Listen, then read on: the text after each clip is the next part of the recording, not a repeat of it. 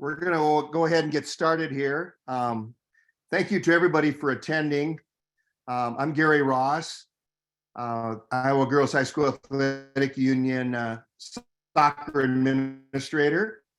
With us tonight also, as you can tell, is Michael and Jim. They'll introduce themselves in a little bit as they get more into the clinic.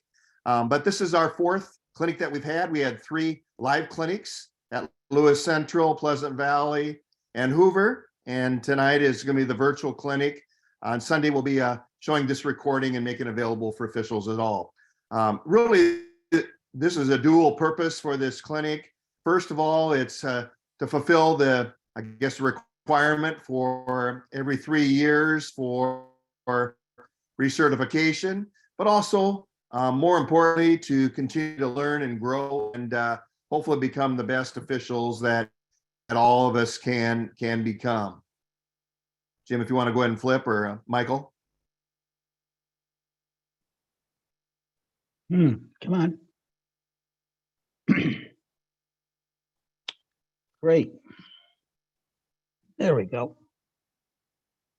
You know, one of the things that we're really talking about is really respect. And as you can see on the screen, it really talks about protocol for derogatory language at an opponent. And really what this is detailing the process that we want you as officials to handle in the event that you do hear some derogatory language. You either hear it or become aware of some derogatory language.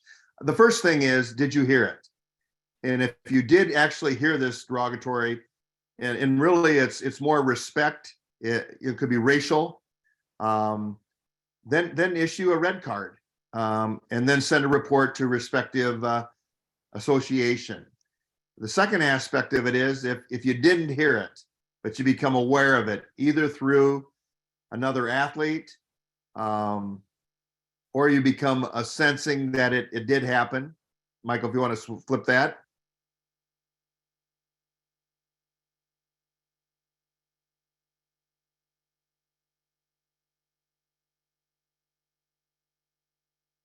Or Jim, can you get that? Like getting into a stuck mode. Sorry, folks. It worked in our test.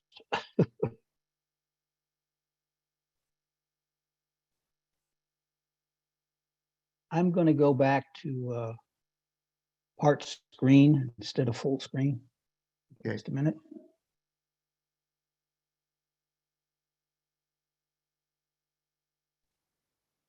All right, there you go.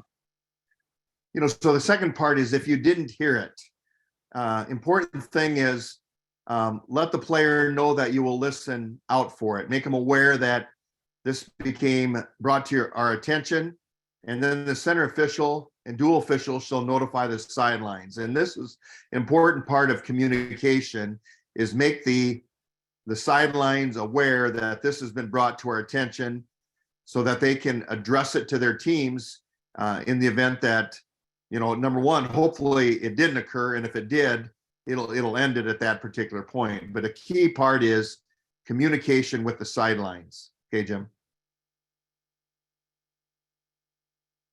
Gary, it's not floating the way it should be. I can't tell you why.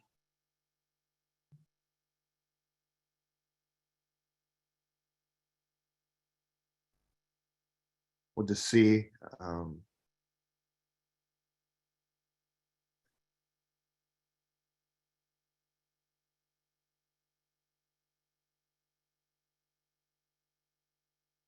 That might be what you have to do, Jim. Go to the next through that area. You know, the procedurally, the next thing would be as the next dead ball, the officials then should go to the sideline to the coaches and notify each of them that this had been brought to the attention. You know, and it is important to understand that this is a part of respect. Please don't turn a blind eye to it. It's something that, number one, we hope it doesn't happen, but then in the event it does, we have a procedure that we want communicated to the coaches and then indirectly communicated to the schools, the so that they can put it in from occurring. So with that, I think we're going to go ahead and shift into some of our rules. So Jim and Mike, if you guys want to go ahead and take it from there. All right, I'll go ahead and get started. My name is Mike Luke, and I'm the high school liaison between Todd Thorpe and the Boys Association and referee questions. I will say this many times. Feel free to reach out at me or Jim at any time. Many of the things that get asked to me, it's actually Todd and or Jim / Gary that will end up answering it. But Jim and I do not care if you come to us to answer. So the first thing I do have, I had a question come up during Gary's presentation. The wording of red card, Todd, when he wrote the slide, wrote it in terms of other sports. So one thing you need to know is when we are having derogatory or racist or sexist remarks, it is going to be a red card for abusive language. That report, the language probably isn't as important as the report that we get out to Gary and Todd as soon as possible. If it's easier just to email Jim and I, then that's what we will do. So this is brand new. The coach is not, as you guys mostly have done the rules meeting, it is not in the rules meeting. So the coaches are not truly aware of this new protocol. But it's a step in the right direction. So Alan, I'm not fully sure. I do think, yes, it should be abusive language. But we're going to be truthfully honest. If anyone uses the N word, I am going to write the full N word out in words when I write my report / email. Currently, we do not have a separate report for this. I know Illinois does. Like I said, this is kind of being created and we are testing it out this year. Are there any questions on Gary's presentation about abusive, racist, sexist comments, even if they're heard or not heard? I am both looking at the chat and question and answers periods.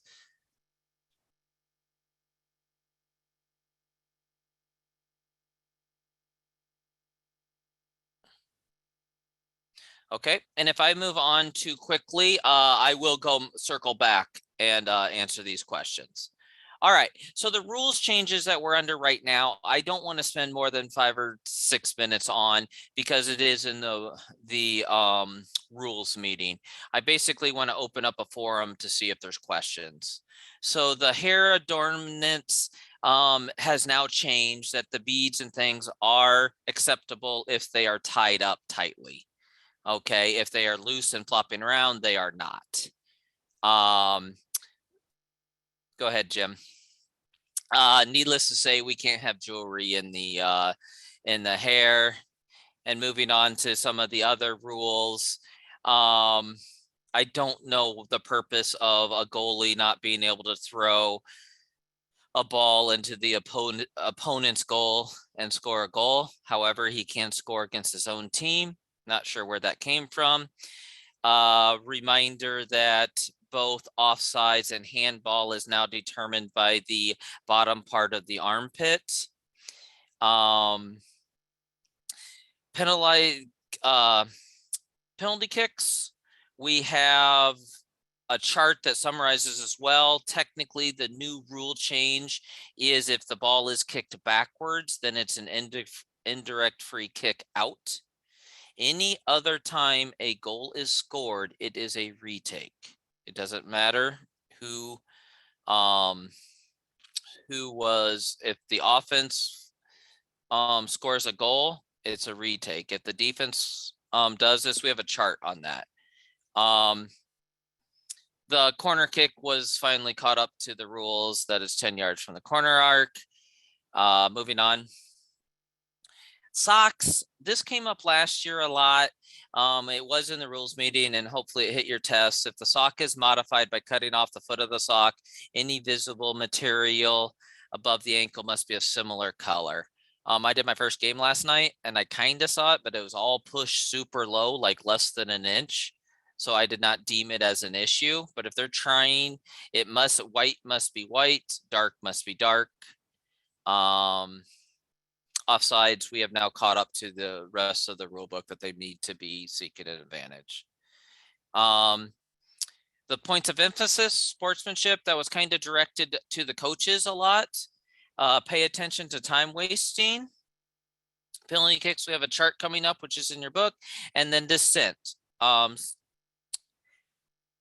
So you guys can read the screen. We're aware of time wasting techniques. We'll talk about a kind of a controversial call in a later clip, if our clips work today. The one thing I'm going to say about the time wasting, remember in high school, you have the ability to stop the clock at your discretion at any time. So we can talk about, does it have to be a caution? The answer is no. Can it be? Yes. Remember, you have the discretion to do this. This is the chart. I probably would take a picture for you guys and put it on your cell phone, have it in the rule book. I think this is one of the more clear things that is stated. All right, so Jim, I'm going to go ahead and read the chat. Man-on is a common soccer term when used in the spirit of play, not directed derogatorily. And the opponent is offended. Is there a best action? I don't. Okay. Gary's going to hop in on that one. Gary, over to you.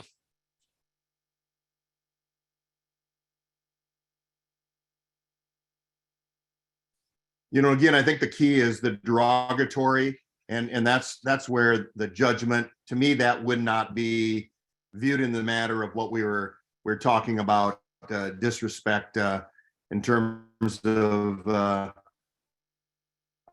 racial or sexual, that type of thing there. So I would not deem that as fitting into that category of derogatory part.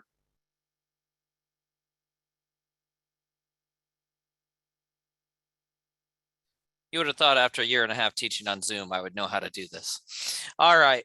Now, another question. The hair tucked in the back.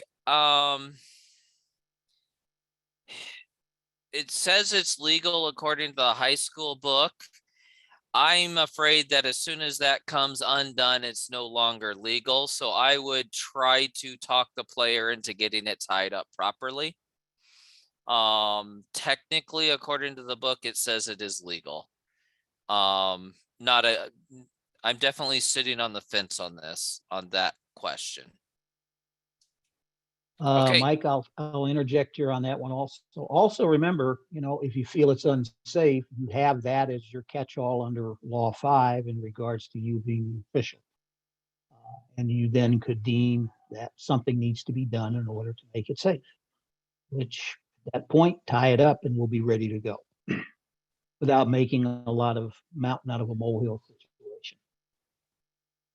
It looks like the chat and questions are clear. Jim, you're good to go. Okay. All right. Welcome, everybody. For those who know me, Jim Albertson here. For those who don't, I am the soccer officials coordinator for the Girls Union. And as such, I report to Gary in regards to working environment, and in turn, do all the assigning for postseason when we get to the girls' side of the ledger. And in turn, also, if we go to the boys' side of the ledger for postseason, Todd will be assigning all those matches. And then, of course, we gather up and collect those individuals that we bring to the state tournament, and you'll be assigned accordingly based upon how we deem the teams to be and where we need to put you. So with that, as Gary had said already, this is an annual event that you only need to attend once every 3 years in order to certify for postseason play. But as we look at it, it's really an opportunity to continue training during an annual basis for those issues and informational things that you need to continue to be aware of, and for the new things that are getting incorporated every year with play that goes on in the high school. And these are the 11 topics that we will discuss. We will not go kicks from the mark nor the dual system of control, as they in themselves take a rather extensive amount of time, but we will post those online so that you can at least look at those presentations for your own informational updates. So given that, move on to professionalism. The main things we want you to understand is that you are an official. You need to act in a very professional manner, both off and on the field as it relates to the high school environment. And once you've been assigned, you need to contact your school administrator and your crews at least 2 days before the matches begin. This will allow you to confirm dates, time, location, and uniform color. Now, uniform color is pretty simple. The away team should be all white. The home team should be in some sort of dark. So when you get to your administrative contacts at the schools, make sure you know exactly the date, the time, and the location. It has occurred in the past that we've had dates changed on us, times changed on us, and locations changed. So nothing worse than to show up where you think you're supposed to be and nobody's there. So as I say, advanced knowledge allows for you to look pretty good if you do everything on time and on schedule. The opportunity avails itself. Please try to travel as a crew or at least meet at some site to travel together. If not, try to be at the site no later than 30 to 45 minutes before kickoff. All things being equal, work steps in and nope, you can't leave when you felt you could leave. Something happens en route.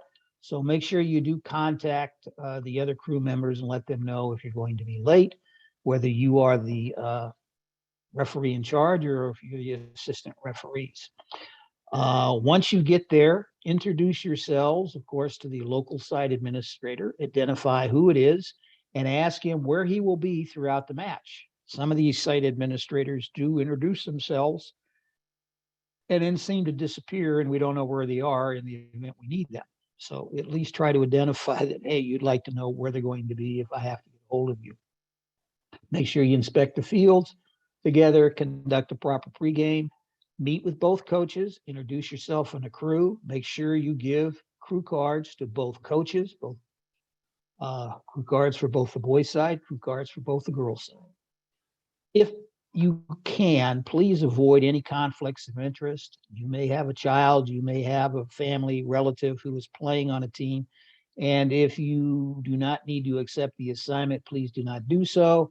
And if by chance you may have to work that match, do not work as the center referee, work on the far side as an AR. If it's a two-man, well, work the far side. Also, please make sure that you're fit. If during the course of the season an injury occurs and you get hurt, turn the match back. You've got to be able to keep up with play for the entire match. And if you're injured, that isn't going to happen. So better to get healed up quickly than try to continue to work on a match or matches and then continue to aggravate whatever situation you have. And finally, please respect the game, the coaches, players, and your team members.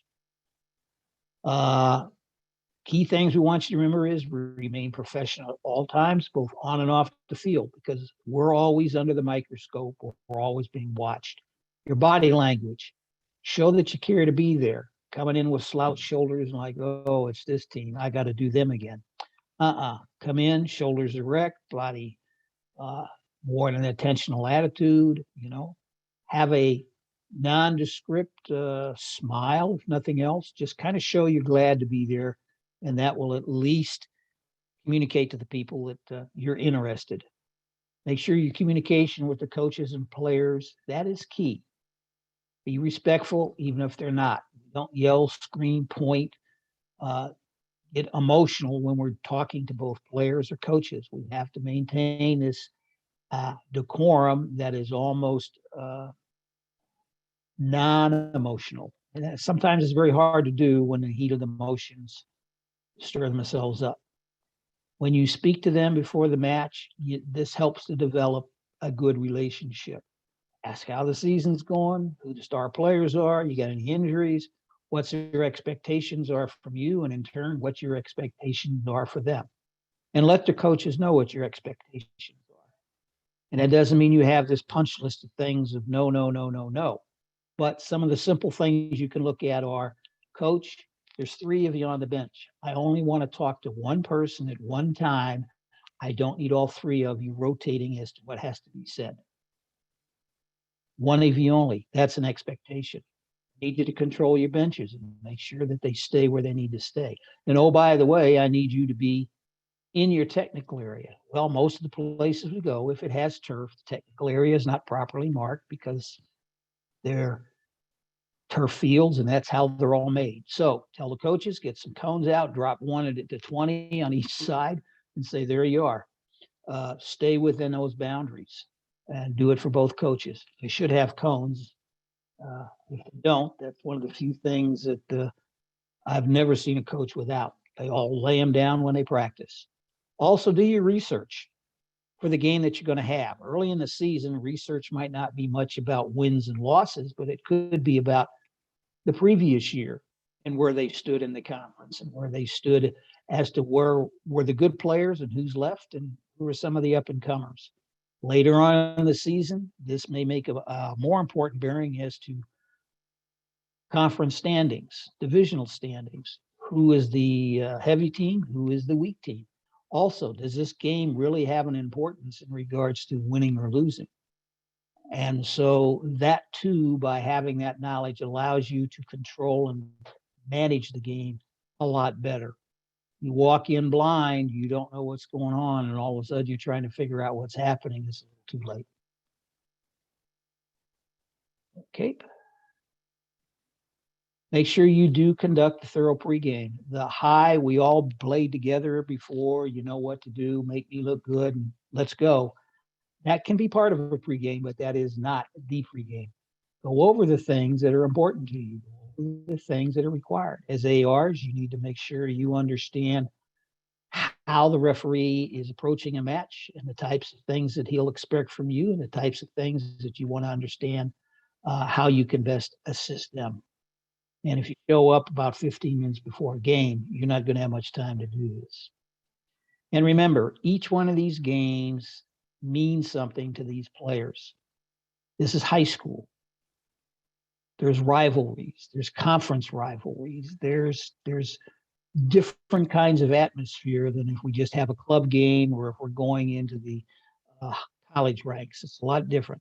So remember, it's a big deal to them and treat it that way. Also remember to treat yourself, treat it as you wanted to be treated yourself. Michael. All right, thanks, Jim. A few questions. Somebody asked about where to find the cards. I did open that. I think everybody can see it, but just in case some people are mobile and on their phone and can't see this, so I'll repeat some of these question and answers and chat. What crew cards are both on both unions. If you go to the public website, there's an official pull down and you find soccer. And then under that, you can get to the free downloads. I prefer the girls because you can type in. The boys is more of a generic print off and then manually do it, I think. Maybe I have that backwards. I'm reading another question. We confirmed 2 days in advance. Are we obligated also to call the day? Jim, I would not necessarily call the day of unless I'm traveling or I think weather is a concern. I wouldn't necessarily call that day. If you've had an issue with maybe a host school, maybe you call. But I'm not calling unless weather or I'm traveling more than 30 miles. That's just my preferences. And the last thing I want to repeat out loud before I move on is I put this in the chat. There will be a way to get credit for this. So it will go to both unions and association at the end of this presentation. There'll be a way to log in and do that. So I know everyone's not reading the chat. Jim, the crew cards technically are different, but they aren't. One has the boys background, one has the girls background, and I don't pay any attention.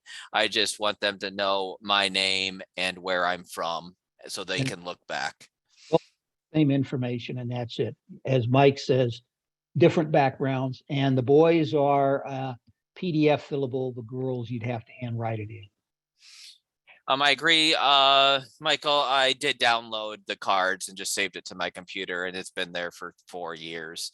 Are we required to print? So if printing's an issue or you don't want to incur the cost, schools will not have this, but ultimately all they need to know is who you are. Some schools prefer you to do it twice and put it in their scorebook. Other schools, a lot of this is so when they go back and do film study, or especially for the girls, they give the coaches 30 days after the seasons to get recommendations for the following year's postseason. It's so that they can go, oh, who did that Carlisle Indianola game? I liked their performance.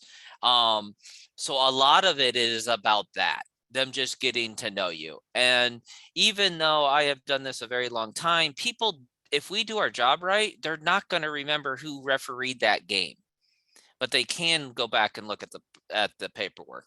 I asked the coaches in the last meeting we had together. I get a coach sit in on a coaches meeting in the fall. Jim does his in the spring. I asked if they liked them and they preferred them, or if we could do away with them, and they said they liked them. So this is a coach's request, is why we are doing them. Okay, I got some more questions. So this is great. We will let you guys drive this presentation, and Jim and I will we will adjust. So let's see. Oh, chat disabled. Joe and Melissa, if you ever need to raise your hand, and I can open up your mic if your chat's disabled. Sorry about that. Okay. The new books come out after you've registered in a 3-week chunk. So depending when Whitney sent them out last, Whitney works for the Boys Association.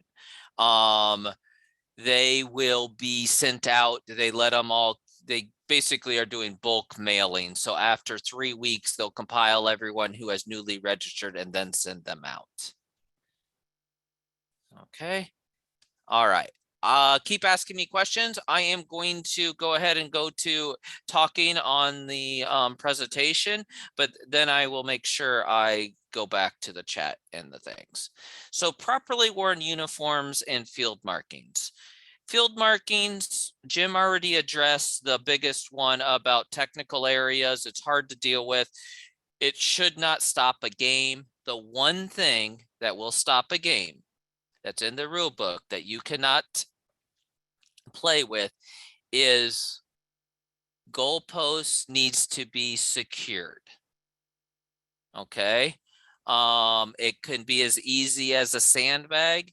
I was at a location last night that literally put a cable around the bottom post and around their football post, and it could not go up more than an inch. So it has to be secured. That is the most other field issues you are going to put in your post-game report. Jim and I will make sure we talk about that post-game report as we work through the evening. But that's the one thing that you cannot start a game with. You can start a game without corner flags. You can start a game without technical areas. You can start a game without a center circle. All this you're going to report to Jim and I, and we're going to do our best on the back end to get it fixed for the future. No guarantees, but we will do our best. That's really all I have about field markings.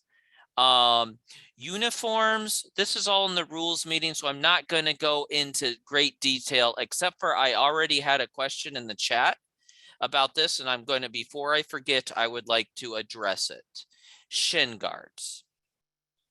So shin guards, according to the rule book, have to have the NOSAE seal on it, and they need to be age and size appropriate. They also have to be within 2 inches of the ankle. I think that's the easiest way to deal with this. So this might be me sitting the fence here.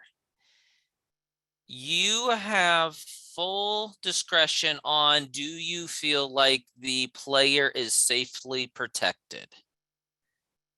If they do happen to say, I'm safely protected, and you want to go through all of this, you could look to see what the age appropriate / height is. I typically only address this if they are overtly trying to put a 3-inch shin guard in or trying to wear it by their kneecap. I definitely try to get it pushed down. Us being able to inspect like the rule book, I think is pretty unrealistic / it puts us in a bad spot. It puts us in an authoritative situation before the game has even started. I know the question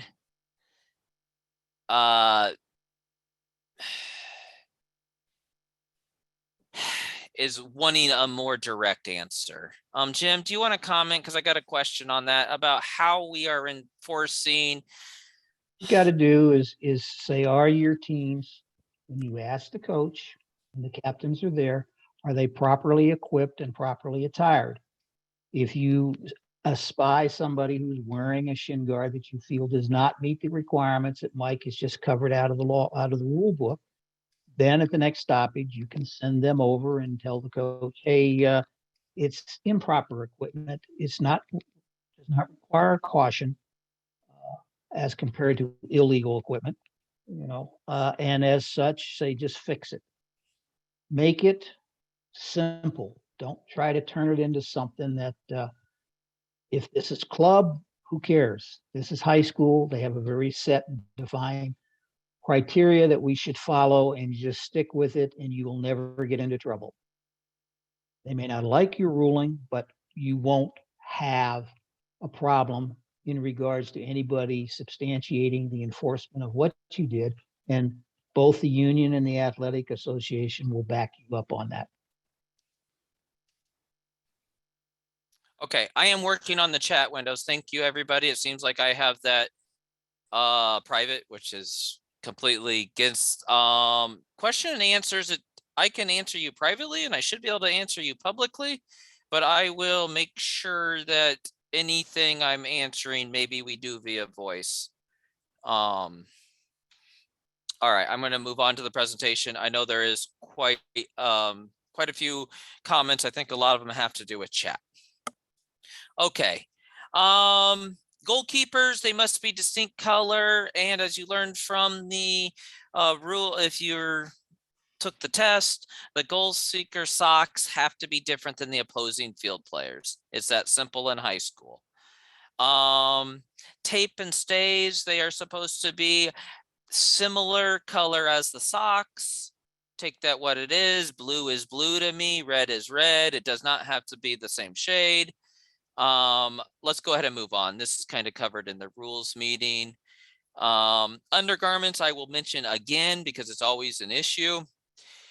Individuals can wear whatever they want as long as the color matches of other individuals, someone on the same team. Someone can be in long sleeve, someone can be in short sleeve. The answer on the test is correct. Arm sleeve does not, you don't, just because you want to wear one arm sleeve does not mean you have to wear two. That's one of the 2 questions on the test. Why I'm talking about the test, there is one answer that is wrong.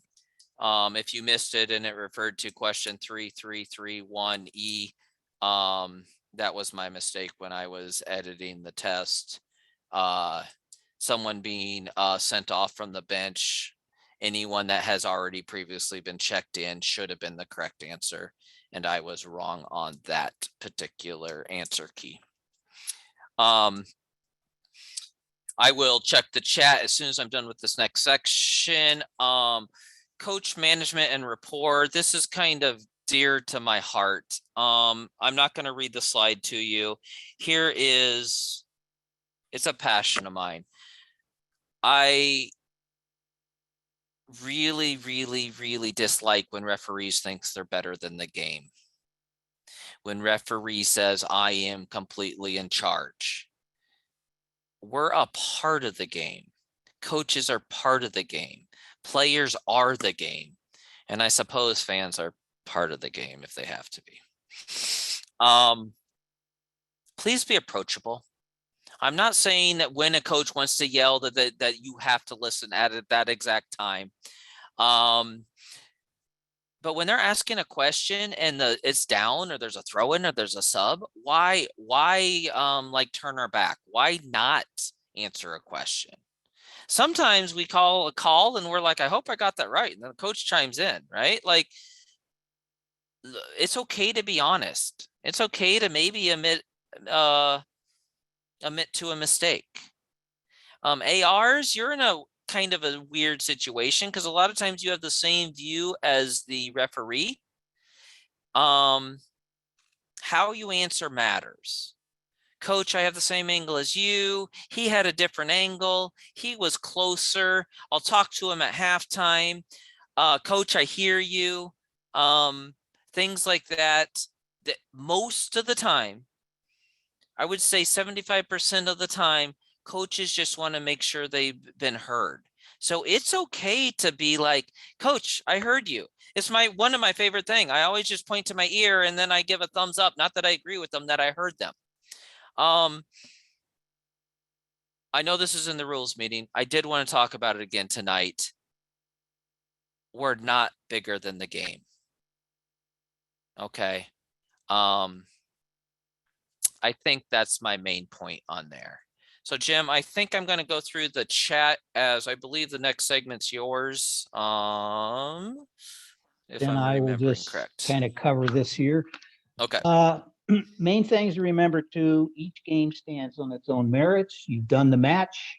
You had a good game. You may have had a mediocre game. You may not have had a great game, but you're done. You put that all in the hopper. You walk away and we start the next game anew and fresh with a clean slate. And we move on from there when we are looking at the team, the coach, or the players. Every game is a brand new game. Everything is different. What happened emotionally in one game, you don't bring forward to the next. If the coaches do or the players do, then you'll have to deal with that, but deal with it in a professional manner. Also, as I said, we talked about homework. Remember, we have different nationalities and ethnic cultures here in the state of Iowa, and therefore there are different styles of play that'll occur in matches. And because of that, you're going to have to learn how to deal with that also in your game management. You have a Latino style, which predominantly just go right down from Mexico and continue all the way down to Falkland Islands. There's a whole different style of soccer that's played. We have a large contingent of Africans here, and they too have a different style in play. We have a large European population of this year, and they too have a different style. And then we have the American style. And all those are combined together when they play, and all that has a lot to do with how you look at managing your game and maintaining your rapport with both the players and the coaches. So do your homework, as we talked about before, team rivalries, things of that nature. Main thing to remember, as Mike said, we have to be approachable. We are not better than the game. We have to be able to understand that there will be times when people are going to ask us questions. We don't have to give them a long drawn out answer. We could say, I hear you, coach. I'll get back to you on that. All they want to do is understand that we've acknowledged that they have a concern. Also, we need to grow this sport together. And that includes, our players, our fans, and the referees. And the same question to the coaches. You have to look at them doing this also. and we need to lead by example. If we stand out there very arrogant, very standoffish, well, we're going to get the same kind of reflection coming back, not only from the coaches, but also the players. Remember, be approachable. Conditions that might lead to dissent. We're going to start with players because there are a lot of things that go on during the match that could lead a player to be in a dissentful mode. Is he in pain and is he injured? That in itself, how did you handle the fact that he got injured and he's in pain? Did you call the foul? Was there a requirement then because it was reckless or excessive force, you took the appropriate action? You're going to have frustration. They're not winning. Players don't play together well as a team. You're going to have just the emotion of what's going on. And then you're going to have anger. Why are they mad? And what is that anger leading to because of frustration? Will it lead to an emotional outburst? And in turn, they're always concerned about what the coaches are saying to them from the touchline. And sometimes they're not very positive comments that they're throwing out at their players. So all of this wrapped into a nutshell can lead to dissent. So what can we do about it? Be proactive. If somebody's hurt, they're down on the ground, be empathetic. Okay, understand why it is. Maybe a little subtle word. They may say something to you. You may have to say something back, but do it in an understanding manner. And be aware of what's the difference between frustration and dissent. And I think all of us, when we're out on the pitch, we know the difference. I'm just frustrated. I'm just saying things. I'm not really doing anything directed to anybody as compared to when they turn to you and actually say something that you know is dissentful. And also remember, just because they agree with the decision does not necessarily mean they're deserving of a yellow card. Listen to what they say, how they say it, who's around them, and also look at, are they using not only words, but are they using body action? Sometimes just talking to a player can go a long way to calm him down. Enough, relax, take it easy, I've got it, and listen to it. Sometimes you don't even have to say anything. You can just look at them, nod and say, okay, a little thumbs up, a little smile, something to indicate, okay, you understand. Then know when to intervene. Communicate with the players. Allow them to communicate with you. But don't allow them to go over the borderline. If you do, then you're going to have to deal with that in a different manner. Also, don't be afraid to make a mistake. We are not perfect, accepting the fact that everybody thinks we should be perfect, and that ain't the case. When you go out, there will be times you're going to have mistakes. You're going to make the wrong call. You miss a call, but admit it. And it'll buy you a little bit of time in the sense that they go, okay, he missed it. At least he understands. Just try not to let that happen again. If you missed it, admit it, and it'll help you with your credibility with the players and the coaches. Okay. Dealing with a coach, dissent. You have to understand that coaches do need to have a say in a limited degree to vent a little. They're upset about what's going on. They're upset with their players, and sometimes we're the venting outlet that they yell at instead of their players. But you can't control a game while allowing coaches to give a running commentary of how you're managing the match during the course of play. If you allow this to continue, it contributes to an atmosphere that not only transposes itself from the touchline, it comes right onto the field of play, and you're going to have players emulating their coach with the types of statements that he's making and the types of actions that he may be demonstrating on the touchline. So remember, you need to keep that under control. You need to keep a lid on it, and you need to deal with it as soon as it begins to arise. Do not ignore dissent. If you ignore it, it's too late. You cannot put the genie back in the bottle. Address it the first time. All right, we have the ask, tell, dismiss process, and this works very well in regards to how you can work with a coach to keep him in line. by asking and advising the coach, hey, your behavior is not appropriate. You need to change your behavior. You've already sent a signal to him. Calm down, relax. Enough is enough, coach. If we get to the point where they continue, now you're telling them, coach, this is your caution. Any further inappropriate behavior will result in your dismissal. And now you've told him the line has been drawn, and now you have to follow through in the event they continue to act in a manner that is not conducive to what you expect during a match. You dismiss them, you're advising them they're disqualified, you show them their red card, and you tell them the match will not resume until they are out of sight and sound. That does not mean hanging around the fence behind the field of play. That means they're gone, out of sight, cannot be seen. They sneak into the stands and you don't see them. Okay, that can happen. But if you see them there, you're going to have them removed. Let me interrupt. Brian, where is it in the rule book? Can what specific part? I'm going to open up your mic if I could figure that out. Brian Cohen. Can you come on and talk about which rule you were talking about? Well, if a coach yells at me and uses foul language, I'm not going to ask and tell. I'm going to dismiss him. Okay. You didn't let me finish my presentation, Brian, but you're absolutely correct. We don't have to do ask, tell, dismiss. We Okay. can't immediately go to dismiss.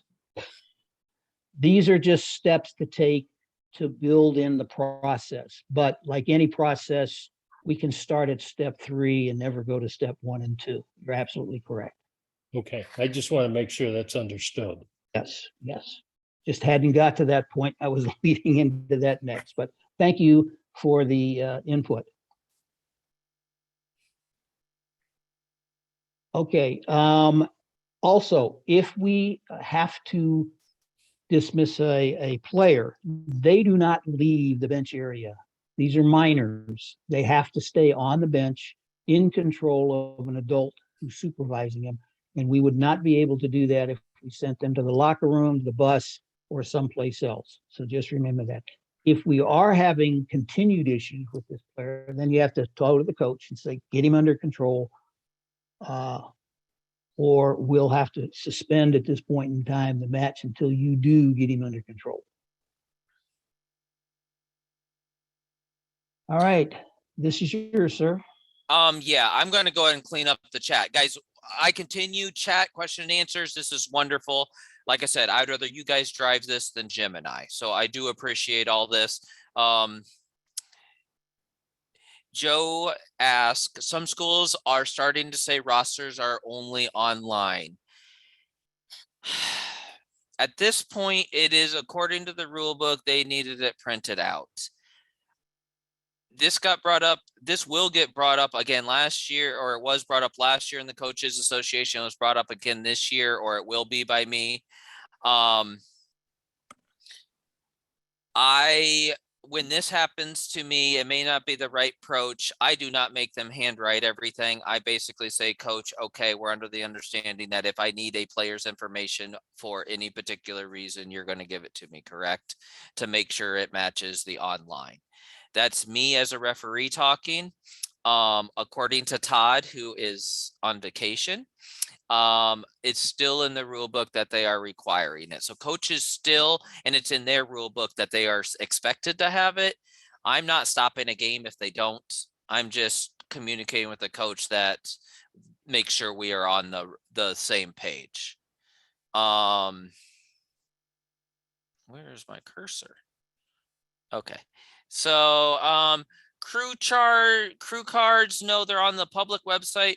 I'm gonna have later, we're gonna leave the presentation mode and we're gonna go to the girls' website and show you where two very important things are.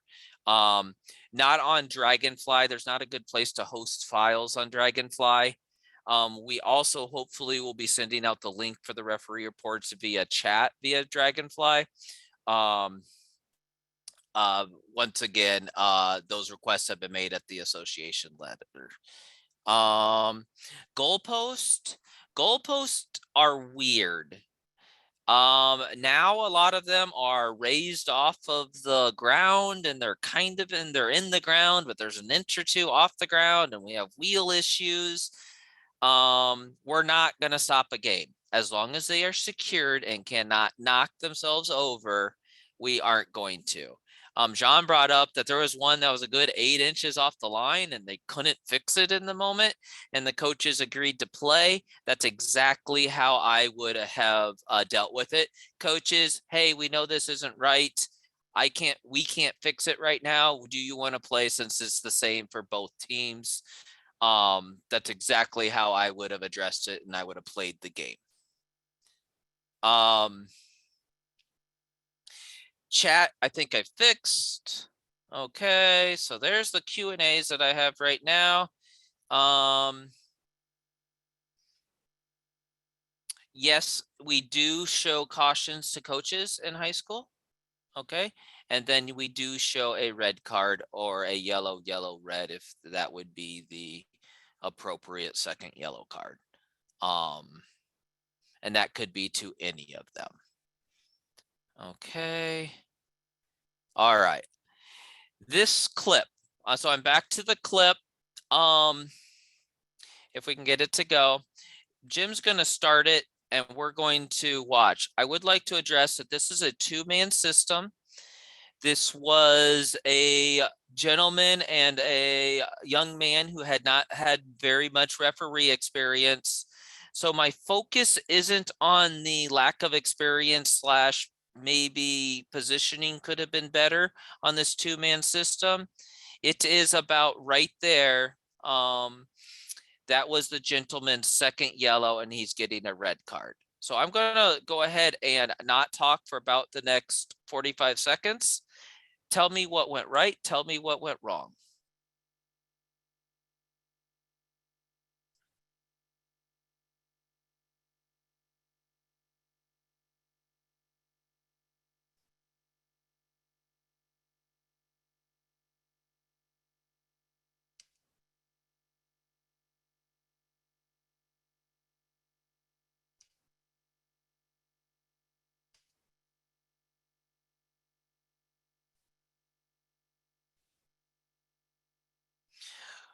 Okay. I don't know if I waited 45 seconds. My wait time is horrible. Sorry, teachers, fellow teachers that are on there. Jim, is it still running or did you pause on purpose? Since if we were in a classroom setting, I would be, thank you, Aaron. Jeremy's asking us to replay. We'll see if Jim can figure that out. Aaron was the first one to say it. Pat and Kelly also said it.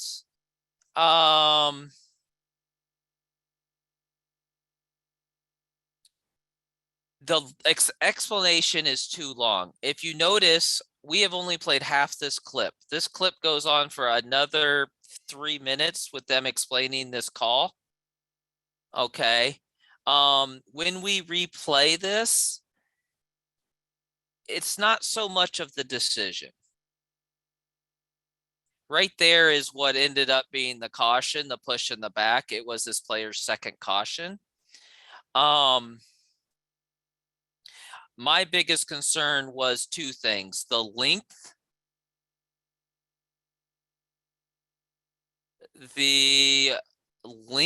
of the discussion with the coaches, and one other thing, and I've yet to see. Keep coming in chat. I like it. I'm going to address things that I'm reading. I was one other thing that I would have asked the referee to maybe do different.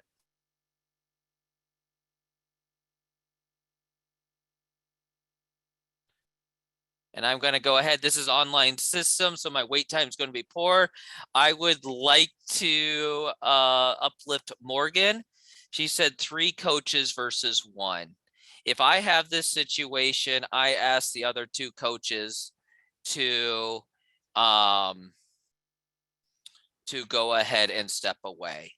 Who's watching the players on the field? The other less experienced referee was, and as you can tell right now, He actually comes over to assist.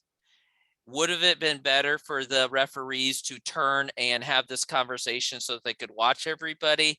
Yes. Okay, so where I want to go here is 3 versus 1, and this is a 4.5 minute conversation. Remember how I said I want to listen to coaches? I want to listen an open ear. There are times that we do not have an open ear. Coach, this caution was for careless foul. Nope. Coach, this was for unsporting behavior. Jim, go ahead and give me the correct terminology. At this point, you're going to use one of two terms. It's going to be reckless, okay, or excessive force as far as field play, or violent conduct is the third terminology we use. Never use careless when you're giving a caution or a send-off. So back to you guys are getting this in the chat. Great job. I hope you're learning from everybody. Yes, he has to explain all misconducts. It does not need to be a 4-minute conversation. This simply needed to be second caution, unsporting behavior, or you could have used a little bit less textbooky answer and you could have said next man in, because this guy was not involved in the play. Okay. But it can be that short. There's no reason for a full conversation here. This game, the players were definitely intense.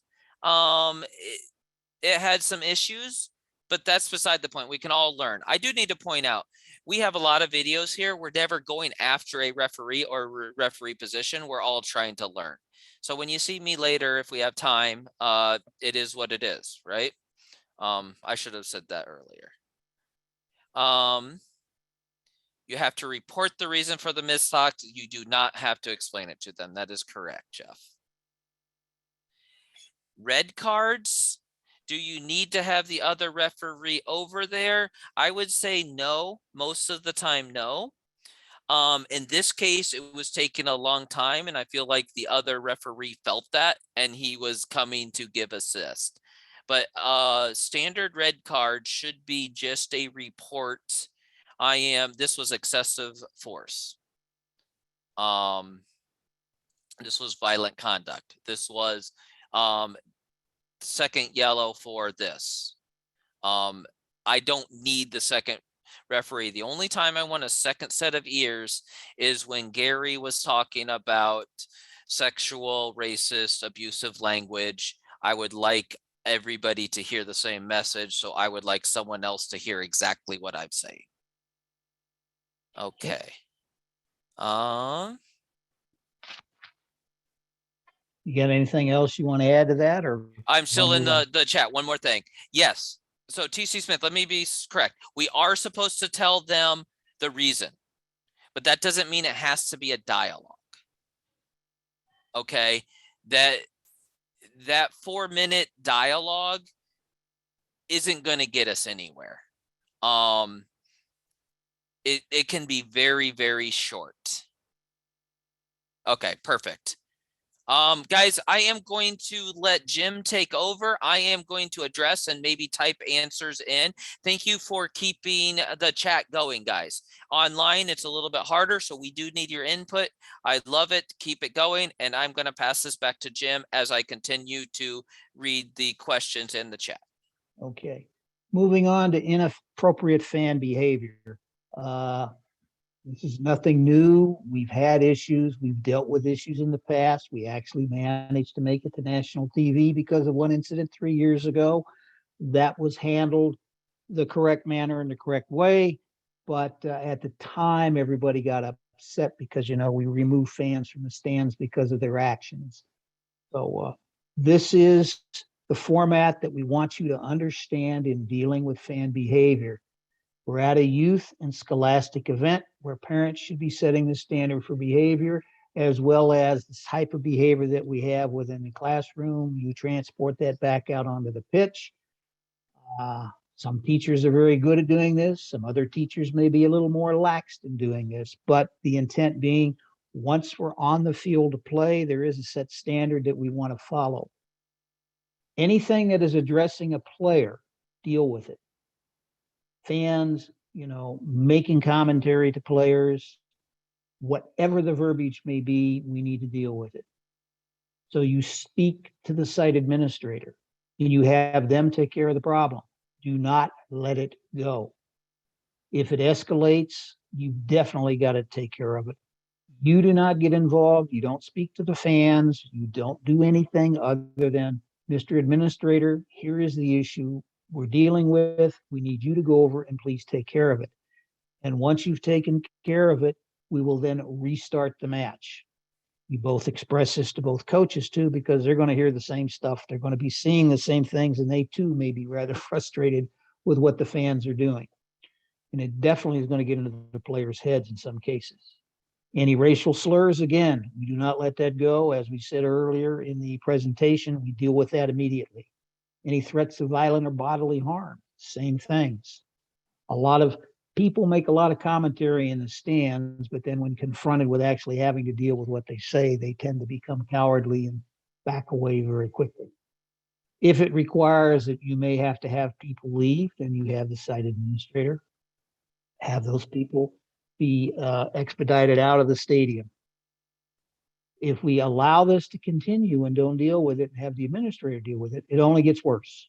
So you have an outlet, you have a way to deal with it. And it's very simple, 3-step process. First, find the site administrator, and hopefully he's not hiding on you.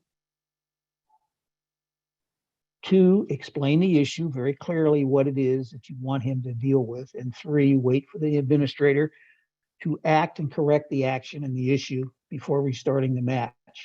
And never, never do not address the fans directly. All you do is put yourself into a situation that you're never going to get out of, and it's not untenable. At the end of the match, if you feel that you're being harmed or threatened in your sense of how the fans are reacting, then ask for escorts to your vehicles or to the locker room, whatever the case may be. If you have a locker room, then you're going to have somebody please at least stay around until you're ready to leave, or you may just need to go to the locker room, gather up your stuff, go to your vehicles, and head home. Jim, I'm going to hop in here with a question. AR2 is typically closer to the fans than typically the center referee. When do they intervene? And I'll let Jim answer it. I'm just going to say, as an assistant, we are here to assist the referee. So what we are going to do is we are going to report to the referee what we're hearing, and hopefully identifying a person, because it's hard for site administrators to do much without. We are not going to tell the referee what to do. We're just going to give them information, and then the referee will follow everything that Jim just said if he deems it's necessary. Jim, do you want to follow up on that? If we have comms, you can at least verbally communicate very quickly what's going on. And in fact, some of the noise may even be heard through your microphone. In the event that we're not using comms, then all you have to do at the next stoppage of play, flag up, beckon the referee over, express what it is that you're hearing or what you have a concern with. And then at that point, the referee can address or decide what to do. Lastly, I'm still cleaning this up before we move on here. Dissent, if you speak a different language, you can't make things up, first of all. But if they're running at you, and especially if it's nonverbal, you certainly can caution and or send off if you deem it like that. We all know certain swear words if we've been in the game long enough, but don't make things up. Unfortunately, it's a situation we're in, and that can go from coaches versus whatever. Coaches is a little different because if they're speaking loud in whatever language, you can deal with that. But I guess that's how I want to deal with language. If we don't know, we don't know. If they're coming at us aggressively, then we can still deal with that. And I'm also going to move on as we are getting ready to transition to foul recognition. Under garment lengths, the team has to have or should have, unless it's negative 20 degrees out, then do whatever you need to get the game played. Should have the same color underneath garments. So if somebody is wearing long tights and another player is wearing short compression shorts underneath, as long as they're the same color, that is okay. Same goes with short sleeve compression shirts and long sleeve compression shirts. As long as they are in the same color, they're fine. Sleeves don't factor into this at all. That's a injury thing. Would we like them to be black if the rest of them were black? Yes. Cold weather, please use discretion. Okay, when it's cold and you're bundled in 14 layers and one kid has a red and one kid has a white, please use discretion. Okay, please use discretion about that. But the official rule book answer is they must be the same color. The length does not matter. The one thing that's in the rule book is the same player can't have one short sleeve and one long sleeve. That's not talking about your injury sleeves. That's talking about the length of the t-shirt underneath. Stephen asked the question. Anyone can let me know if I need to address that later. Okay, player safety first. As a matter of fact, I had a mentor last night tell me there was 2 people in different color stocking caps. He was somewhat joking. I'm always going to allow that. Okay, 100%. Hoodies. Hoodies can be deemed, they can be deemed unsafe. I will let it go, certainly at the JV. Jim, want to hop in? I typically will let it go. Yeah, hoodies are something that can in fact become a weapon that they can yank just like ponytails and long hair. So you have to be cognizant of that. It's normally why if they have a hood, they should tuck it inside their jersey and have a cap on or something that, you know, they can wear to cover their ears without having the hood. I would Perfect. not. Hey, Our chat is answering that as we go. Electronic communications, referees can have electronic communications. Okay, at the national level, it says something in the rule book that is not allowed in all states. Iowa has adapted that referees can use electronic communications. And as of coaches, I don't know if you noticed this, they can use everything except for communicating out to players. They can't have a kid that has a walkie-talkie and like have an earpiece like in the NFL. They can, however, show them video when they are subbed off on the side of the field or at halftime. Okay, I think we are caught up. So foul recognitions, I'll take the lead on this. In general, we're at high school level. Please call the fouls. Okay, so this slide talks about what's in the rule book. That's not why we're here today. I'm telling you it's high school level. And yes, you might have club players and high level club players on the field, but you very well could have not high level club players on the exact same field. Call the fouls. There's no reason not to call the fouls. Yes, do we want a slower whistle to see if an advantage holds? Yes, we want good referee techniques, but let's call the fouls and not let things escalate. Okay. Looking at when you start your match, it works to your advantage to start with a tight whistle, looking at wheeling out and letting a little more risk take place.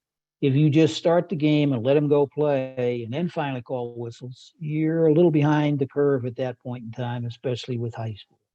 So start the game tight, loosen it up as you go. You can reel it back in and they'll understand what's going on at that point because you've allowed them to play. And if they get out of hand, you tighten them up again. All this page does is just say, remember, we have direct and indirect fouls and what they're for. Main thing is when you see the foul, if it needs to be called, call it. And remember, it is not necessary for the player's actions to be considered deliberate in the sense that the player intentionally set out to kick and do all these other things. A foul is a foul is a foul, no matter how it's created. The main thing you need to determine is, number one, was it a careless foul? Number two, was it a reckless foul? Or three, involves the use of excessive force or violent conduct. Those are the three items you look at when a foul is being called. What is the corrective action that you will take once you deem it to be one of these three? When we look at reckless play, normally 99% of the time, that's going to be a caution. We have serious foul play 100% of the time, that's going to be a red card for a send-off. If we have violent conduct, 100% red card for send-off. This just kind of defines your violent conduct. It can take place during play. It can take place after play. You just have to define that it was not on the ball at the time it happened. And know the situations for which a player and a coach or bench personnel shall be cautioned versus disqualified. Go to the book and understand exactly what you need to do. In Iowa, if we have a caution, a player is sit out for 5 consecutive minutes of playing time and can only return during a substitution opportunity after the 5 minutes have expired, not prior to, or, oh, I got about 30 seconds left, I'll run up and stand at the sub box. No, they need to be completing 5 minutes before they're allowed to actively be subbed. All right. As far as the disqualifications, yes, we have write-up reports for both the boys and the girls that you will need to send in. As far as a normal write-up, Mike has a Google form along with the girls. They have a PDF form that we use. And once again, just reiterating, a coach who's disqualified must leave the area. All right, carding procedure, very simple. We have a caution, we issue it to the individual. We have a send-off, we issue it to the individual. We go over and we advise the coaches, yes, we have a caution. It was for unsporting behavior and he sits out for 5 minutes. It was player number 9 and we're done. No discussion with the coach. He doesn't need any kind of long drawn explanation. A send-off, the same thing. We have excessive force, violent conduct. Sorry, sir, he's gone. He gets to sit on the bench. There is no 5-minute rule for the person on the bench who gets a red card. Remember that. They're there to stay. Okay. Ready for the video. Michael.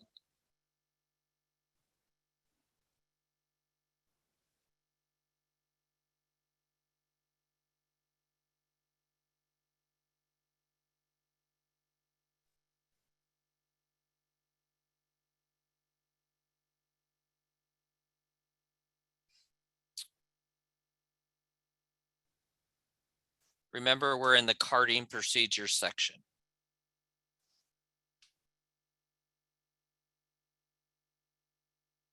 Disregard the man in the background. He's doing a fine job of commentating, but he's a little ahead of what's going to happen.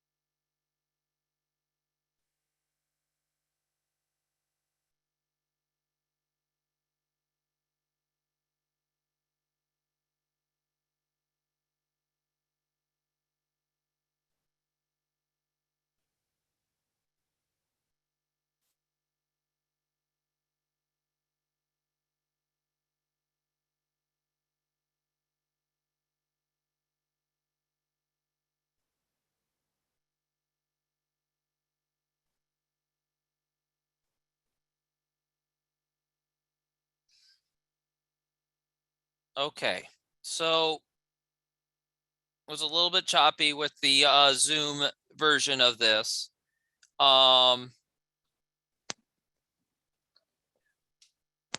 Let's see, how do I want to deal with this, right? We had a red card and then that was a yellow card at the end there. See that we have a send off with the first player getting the red card. Correct. Okay. Make sure we're using the correct terminology. So someone in chat put unnecessary kicking. Let's make sure we call that violent conduct. You are correct. It is a proper red card. Anyone want to chime in on the carding procedure itself?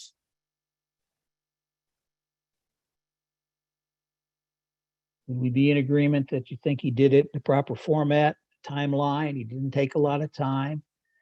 Because the player was on the ground, on the field to play, he couldn't restart till such time as he got up and then moved him off the field.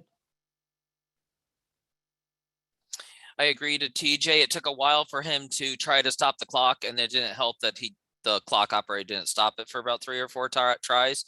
But I do agree that it happened after the send off, and it probably should have happened before. Aaron saying he maybe could have isolated the player a little bit better when he was red carding. The reason I liked it, and I know I'm kind of dictating a little bit of the conversation, unfortunately, in the Zoom format, I did like how he walked red away from the white players and they followed. And Jeff followed up with another positive that this referee did. He waited to caution the injured player before the player got up. Okay. Paul also said the same thing. So overall, I think this crew got it right. We're not here to nitpick in general. So let's learn from what went right. He isolated red away from white. Okay. He waited for a caution for the player to get up. He dealt with the immediate injury. He allowed the coach to come on, although the coach went on ahead of time. But okay, we can't actually. Yes, it's to Deanne's comment. He did come on ahead of time. This particular coach happens to be a referee, and it was a little bit of gamesmanship, but I don't think enough to deal with it. Yes. Since you can't see colors well on the video, the first was a red card for the violent contact after the play was over, the kick up towards the groin. And then the second one was a caution for the initial foul coming out. So just in videos in general, guys, we are now going to get access to Huddle that all games are supposed to be submitted via Huddle now. And sometime in the future, we are going to figure out how we're going to get, according to Todd, we are now going to have all access. Anytime there's something weird or you had a question, did I do this right? Or this was weird, or how could have I done this different? Go ahead and email Jim and I, and we'll try to look it up. Please don't say watch the whole game, because we probably won't. But when Give we're us doing timeline. Yep. So we're looking for things that went right. We're looking for things that go wrong. And one more thing I'll say, when Jim and I contact you, yes, it's normally initiated by the coach. 95% of the time, it's because we're wanting to see what was going through your mind or what happened to this player beforehand. For example, we already showed one video and the referee unfortunately, I saw it in the chat too late, wanted to comment about the situations of the game. I don't know any of that. So a lot of times when we contact you because of a video, it's not because we're coming after you. It's literally because we don't want a he said, she said, or we would maybe want to talk through it. Even if you made a mistake, we just want to talk through it. That's the purpose of these training videos. Okay, Jim, I don't think I have anything else in chat, so you can go on. I'm going to mute myself. And yeah. We pick these videos on the basis of where we think they're good training opportunities, both in a positive and a helpful way for constructive ways of doing things in the future. Okay. All right.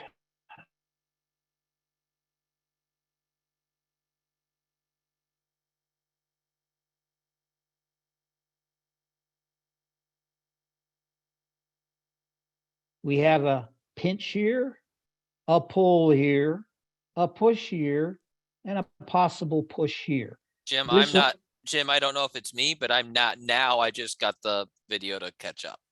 Oh, okay. We there? Yes, I'm there now. Okay. At this point, I'll just kind of repeat real quickly, just in case anybody missed it. What we see is three ladies all in a two in defensive, one in attacking mode, and we also now have to look at what's going on with the hands. We have a pinch here, a pull here, a push there, and we're not sure what's happening here, but it could be because the player's running. She's going to have her arm such that she'll push back against the lady. So as you can see, there's a whole bunch going on. And the question now begs, what are you going to call, or are you going to call anything? And just because these are ladies, these have very significant issues relative to how ladies play, and these are fouls. For the men, this one would be a foul, this one would not. This one, I'm not pinching a sports bra. Most guys, that wouldn't be anything. It might just be grabbing the jersey. So you have to determine what's going on and what are the fouls and how do they occur. So those are the things we look at. So as we begin to look at the types of things that we have to cover, here are everything that could happen during the course of just this one action alone being done by two ladies to one lady. And you have a litany of things that you could deal with. And in addition, here is the litany of things you run through your brain and decide, what am I looking at? Are any of these actions fouls, or are they just part of play? And continue on. And then remember, you always have advantage. If they play through, you always have a case that if it was a cautionable, reckless type of situation, but they still played through or got the ball passed off before somebody went down, you can look back and, as Arnold would say, I'll be back. After play has stopped, you then could go back and issue your cautions. You also have SPAs. SPAs are stopping and promising attack. Anytime you have that, automatic caution. Don't even bother. Dog sows, you have two different types of dog sows to look for. Did they play the ball before the foul, or did they not play the ball before the foul? Changes the whole dichotomy of yellow versus red. Okay.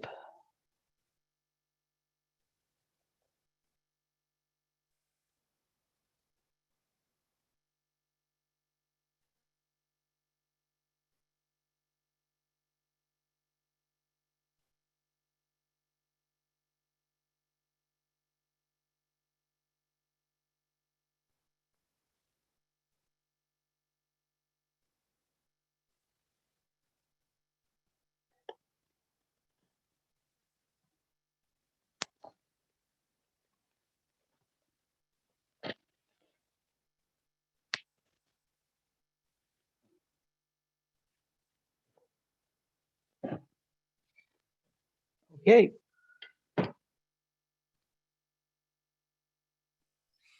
Okay, guys, this one, as he replays it again, it's not a major thing. We can't tell exactly what level of foul that is.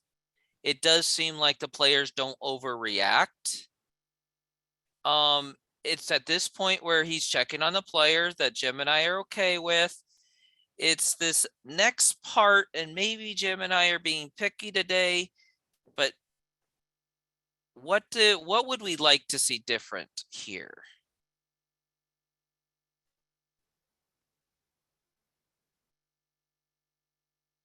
If you're looking, there's a lack of what we call high intensity, high emotion on the white sides when the young man got fouled. Red seemed clear of the zone and all fell back into a position of wait for the kick. And the referee kind of leisurely strolled down to where he wanted to get himself set and then whistled for the ball to go back into play. You could have expedited this a little bit. Excuse me, phone's going off.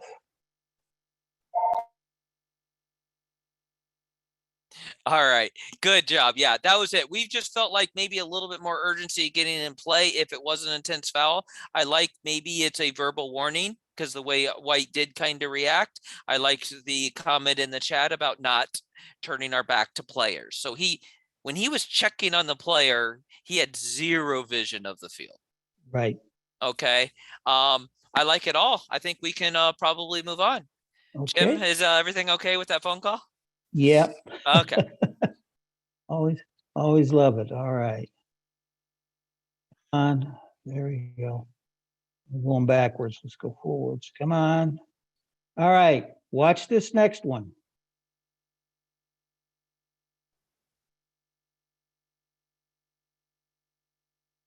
All right. We'll run this again for you.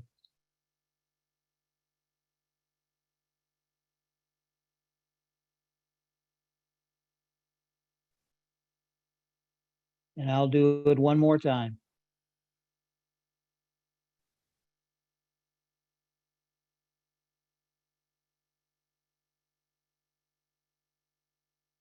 Okay.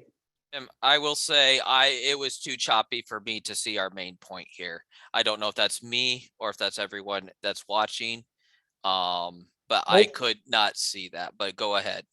Hopefully, for those who did get to see it, what we have here is a case where the young lady collected the ball, ran through two defenders, and then as she proceeded to clear the ball away, ran up by where the referee was, whose back is turned at this point in time. And the defending player went up, pulled her hair, and voila, we have a foul. That was not called, nor was it seen. And the only way it was seen and identified was on this fan taking this video who submitted it to the coach. The points we have to look at here on this video is the referee did everything right. He didn't do anything wrong. His positioning was where it needed to be. The ball was passed upfield very quickly, so he turned and ran with it. He also, with an AR, staying on the far side of the field, he did not see anything because he was busy looking at the second to last defender who are deep into the goal area. AR number one, he said he saw it, but by the time they reacted and they went up the field, he just kind of discounted it and didn't react to anything. I'm going to show it one more time and hopefully you'll get to see it, and it's not in its choppy version, but look at where the hand is. Right there, and something happened. The White player ran through two defenders, and if you look at this real close, she threw an elbow in the green player's stomach. The referee did not see it and continued on, hence the hair pull. So the message we want you to get across here is that as the ball is moving up the field, you as a referee have to take the opportunity to look back very quickly to make sure nothing occurred behind your back. Because as the ball is going up the field, he's okay. There's nothing going to happen that he can't look at very quickly. The second thing is line of communication. If the AR number two did not see it, he can't communicate. AR1, if he thought he saw it, he should have put his flag up to indicate to the center referee that he had some sort of action that he wanted to discuss with him. Sum and substance of this is that this young lady did not get away scot-free from hair pulling. The young lady who got her hair pulled went over, was complaining to her coach about what happened. He told her, go back into the game. I didn't see anything. The next day, the team is standing around during practice watching this video on their phones. And the coach finally saw it and went, oh. So he sends me the video and asks what can we do about this? And I advised him there's nothing we can do about it at the union, but he and his AD need to contact the other schools, coach and AD, show them the video, and they need to come to some sort of consensus of what should be the course of action taken against the young lady. She did sit out the next game. They did have this communication, and as such, it was dealt with as far as what the perpetrator did. But as far as us as referees, if we don't see it, it's very difficult to deal with something, but yet one person may have seen it. He at least could have communicated to the referee that he had an issue. And then at that point, and the referee could take that advice under consideration, take whatever course of action he felt might be necessary. So Jim basically answered the question. Yes, if AR1 or AR2 sees this, their flag should be going up in the air to inform the referee that they have information to communicate. So this is a situation, virtually any violent conduct is a situation that the flag should be going up to say you have information to communicate. The referee can do with what he or she deems. But in this case, if the referee comes to me, I'm pretty blunt. I'm saying I saw a hair pull off the ball. I might even go as far as I see it as violent conduct. I try not to tell the answer to the referee when they come over. But hopefully that answers. So if you can they always did give an answer. You can always advise and say, hey, I saw a situation that might be instead of it is. all right. Yeah, this one. This one to watch from the standpoint that number one, before the play starts, this is the AR right here. Okay. The referee is not in sight at all. He's down here somewhere, but he's not up in here. Okay.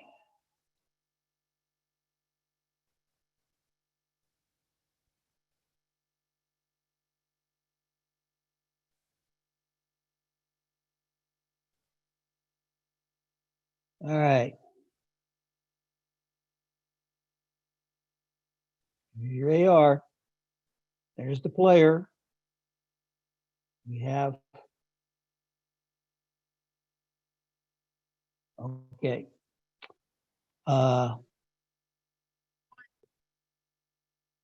Any hand comments that you want to make them now in the chat. Tell me what you saw. How many think that we have a foul against white or a foul for white? Jim, just so I know, are you watching chat too or no? Or is it solely me? No, because if I Okay. open it, then it shows up That's on my fine. screen. I gotcha. Okay. Sean said it was a good football tackle.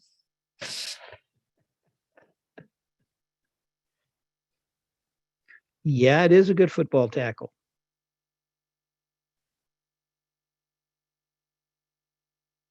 Before the ball got there or after the ball got there? Okay. Jim, can you show this again? Because we actually have differing opinions on who the foul was on. Okay.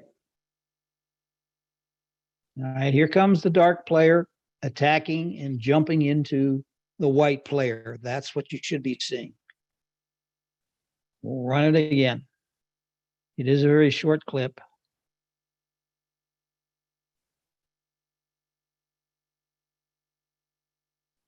Okay.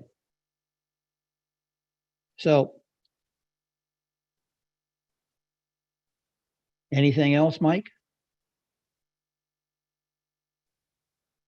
Well, it's not been solution. Like we had a few people say foul on white. We have all the way up to foul on black. We have all the way up to red card. We pretty much are on the spectrum. We got everything covered. All right. We have even violent conduct versus field fouls play. Yeah, we have, yes. And people can't see colors, so we're just going to go dark and light. Okay. For your conversation. To bring this all to a conclusion, what you have is a case where the dark player did in fact foul the white player. You could call it cautionable, you could call it excessive, That's not what we're getting into here. What we want to get the message across is, number one, if you watched the AR, which is very quick to watch, he never raised his flag in order to indicate something happened. The whistle got blown. He never raised his flag. We want, when these type of events occur and the whistle is blown, you as a AR have information that you need to convey to the center. The end result of this was a caution was issued to white and a restart went to the dark team coming back out and down the field. The video, when you watch it, does not indicate that should have been what happened. And I'm not getting into what happened. I'm just getting into the end result. But you as a referee and you as a AR need to communicate and make sure that we get the call right. There was a foul, no argument. The question was who fouled who and what should happen. And a caution to white should not have occurred when she in fact was fouled excessively by the dark team player. Jim, when you can go ahead and replay as I'm talking. The chat did turn to, hey, let's pay attention to the referee. And then the chat got this right now. They're asking, was the AR in good position? The answer is yes, he was in pretty good position. And then they notice, hey, wait, where's the referee? Probably not close enough to make a, right. To at least to sell the call. There is the AR right there. Yeah, He's so right there. Guys that came in and we went there on looking at the official, I appreciate it. You guys are right. The AR was there. He just didn't communicate. And the center position was pretty far away. And I don't know the situation in the game, if there was a reason or not. Once again, this is a video that we got from fans. We did not get from Huddle. So the angles, the color, the everything. But once again, what we're trying to insist upon that you as ARs need to provide assistance. If you see something, pass the information on. Doesn't take but a minute. The flag goes up. Yes, a foul's occurred. Come over here. I have some information for you. This is what I saw. Then the official can decide what he wishes or she wishes to do. If you have comms, it's even better. Okay. Mike, you want to go through this one again? Yeah. Okay. So you guys recognize the game. The one thing I want to say about this, because we're not going to harp about the two-man position. There's a reason for it, by the way. Remember, I told you that. What I want to concentrate on this is a heated match. And when you feel your game getting heated, which we all been there, if you haven't been, then stay in the game long enough. You're going to get there, right? When we all feel the game feeling heated, notice I think this is actually in the second half, and the other clip you saw was in overtime, or vice versa. I'm not 100% sure. When you feel the game getting heated, is there actions you can do?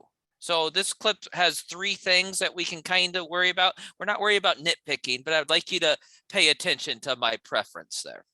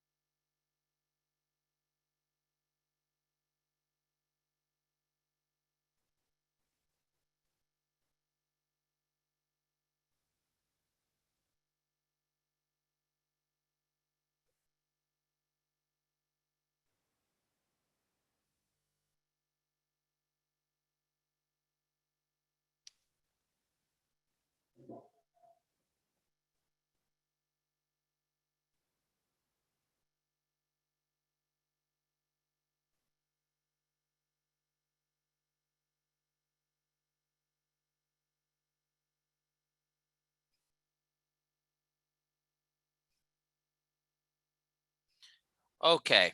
I'm gonna clean this up and then I'm gonna get to, I think, Mr. R. Johnson Enterprise. I believe I'm gonna probably open up the microphone to you. I'm sorry, I do not know your name. I would love to introduce myself to you. The one thing I will say here is, like I said, the game was a little bit heated. Sometimes, because the fouls were all correct, but as Jim posts in chat, maybe there was a caution or two, or I see them talking about encroachment restart. Did the kid kick at him intentionally? I do think that's a great idea from Pat and Kelly. Maybe when it down and take that wall back 10 yards. I think a verbal warning on the first foul might have been warranted, and a little bit upper level. I know we have some people in this room tonight that are pretty upper level. The person who got fouled first was the person who committed the last foul. All of those things, there are times to slow a game down. The fouls were right. Crew did great job on the fouls.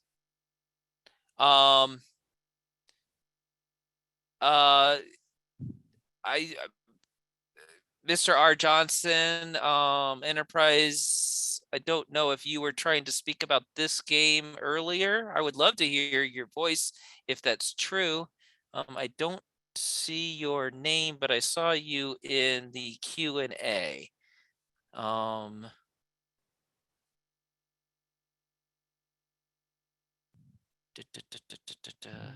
Because I don't know much background about these teams. I have a funny feeling that they're near the same area and they probably don't like each other, would be my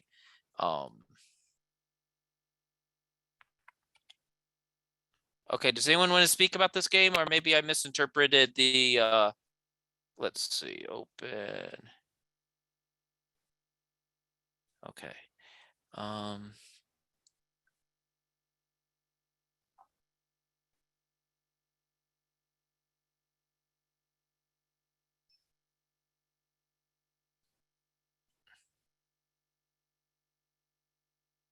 They're wet. Okay, so thanks, Jeff, for pointing out this is a rivalry game. I kind of took over the conversation being on Zoom instead of opening this up. My point is, slow it down if you feel like the game's getting over there. Many people in chat feels like maybe a caution was warranted. Remember, later in this game, did end up with a send-off.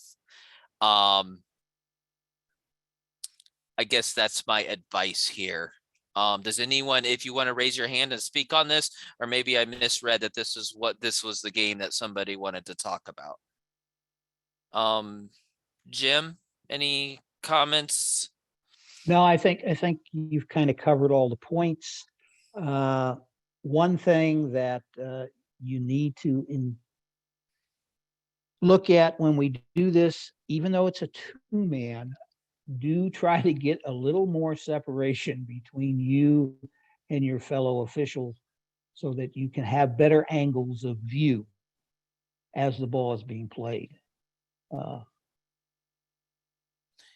I agree, Jim. The send-off would have not had to happen. There actually was not a send-off. It was an injured player, and the player did not return. But I agree with you. The third foul would have probably not happened if a different approach may have worked. It may not have. This is a rivalry game. Also, you have the case where they set up the first issue. The player was only 6 yards away from the ball, and then it hit him. And at that point, had another restart. So yes, we have a few things that they could have dealt with if he just backed him off with the field properly marked. You can say, give me 10. Doesn't take much for the kid to figure it out. Say, hey, you're on to 6, keep moving to the 30. And we go from there. You can kind of talk some of this and settle down some of the emotions that are going on. Okay, and coming in chat, what if the AR on the other side, this happened to be a two-man system, but if there was an AR, let's call it AR1, would have seen this, I am probably the only way I'm drawing the referee over to me if I feel like there is a caution or a send off. I'm probably not chiming in if I feel like it's a regular foul. What's regular in your mind? In my mind, I can't answer that. I can't answer that without being at the game and know the feel of the flow. But anytime an AR has information, you can give it. Let's try not to disrupt the flow, and definitely try not to insist. I have that somebody in my trainings along the way. It says where assistant referees are there to assist, not insist. So we have one more in this situation. And we'll just go ahead and play this. It's not that long.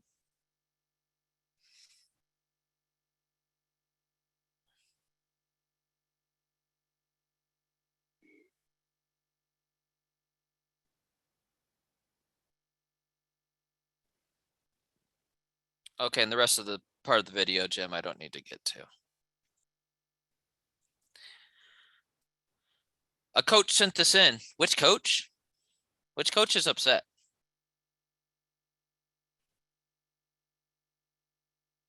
And why?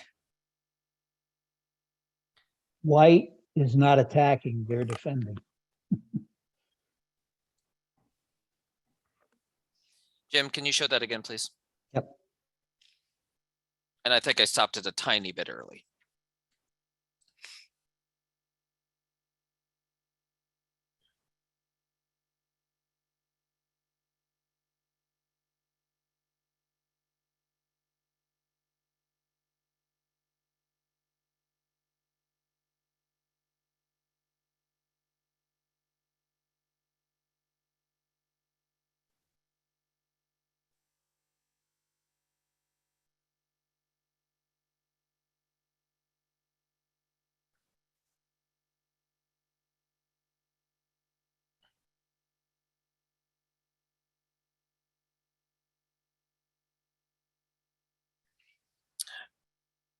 Okay, the chat nailed this.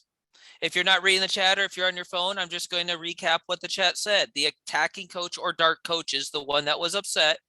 He was mad because the goalie came up with studs up. He went on a long monologue about how goalies should be not overly protected and da da da da da. Anyhow, back to this. Coach was upset because he thought it was DOGSO. It can't be DOGSO if there was no foul called. Coach was upset that he felt like the goalie had an improper tackle. So can you guys talk to me about, and then somebody mentioned about the center official being pretty far away to be able to evaluate the foul, no foul. Can somebody go through the considerations that I need to consider on a tackle? This might be a little bit to the upper level people. Can we help everybody out?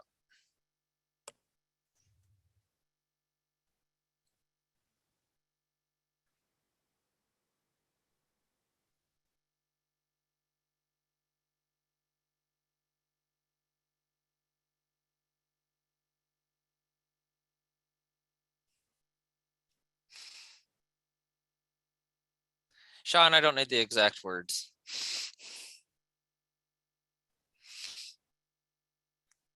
All right, guys, you guys are nailing this. I'm going to kind of just recap the thing. I don't know if it matters if he touched the ball or not, by the way. So those comments, I don't think it matters. I think it does matter that studs were up, and then the mode of contact and the position of contact matters.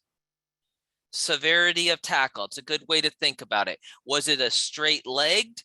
The referee did not have a good angle, so he could not tell, in my opinion. Cleats up. Was the goalie like, uh-oh, and then trying to pull his head back, his leg back at the last second? We can't tell with these quality of videos. But these are the things that we need to think of as a referee.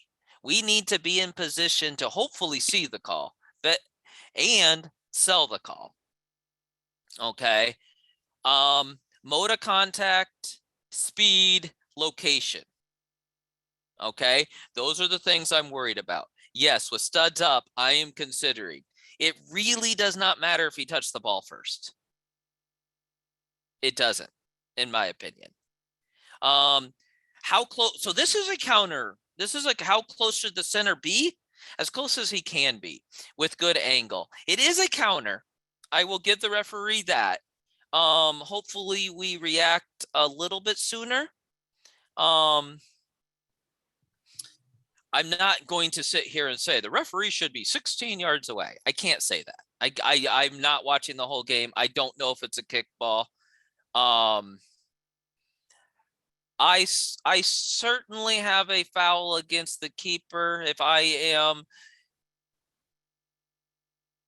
I guess this is not the way you assess, but I'm just going to go out. I have a card on the keeper, yellow and red. I don't know. Many of you said dog. So, that is in consideration. If I wasn't, we didn't pick this video to talk dog so on that one, although maybe we will next year since it came up.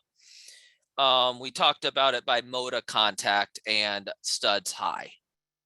Okay, so caution or red card, it really depends on, did we feel like the stud went high towards the knee? Was the leg extended, and was it excessive force? Okay, so any questions on what's going through my mind to decide out of everything you guys listed, what I want you guys to consider when we're thinking foul, caution, send off, no foul?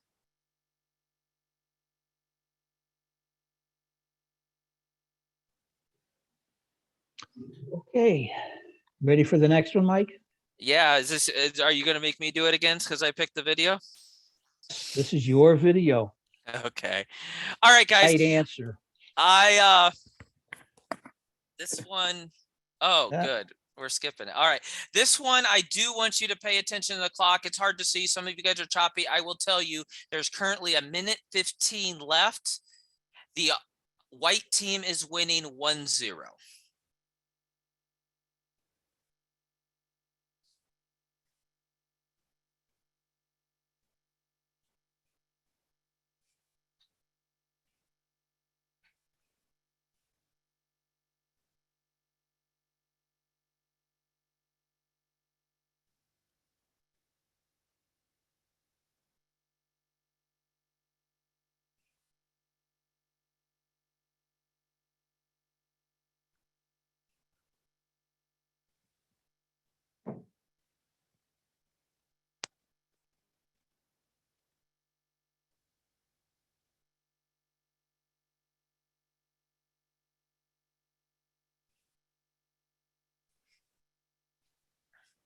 Stopped clock.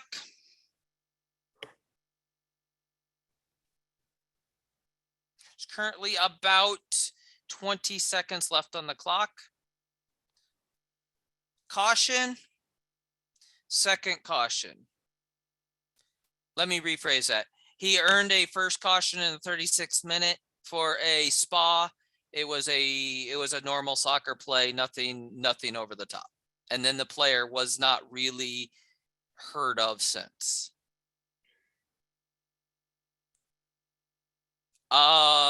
Nathan had a comment, stop the clock as soon as you can. Okay, I would agree. If we feel like this is time wasting, we need to give the attacking team the most time as possible.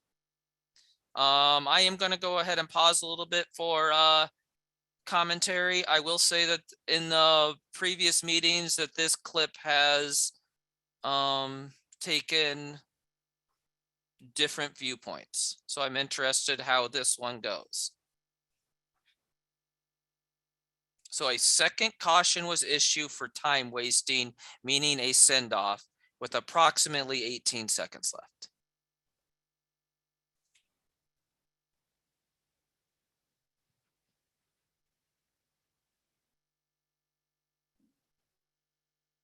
And I believe the white team was winning at the time. Correct. Okay. Yeah, can you go ahead and replay this as we're asking? I am reading the comments and I will summarize here.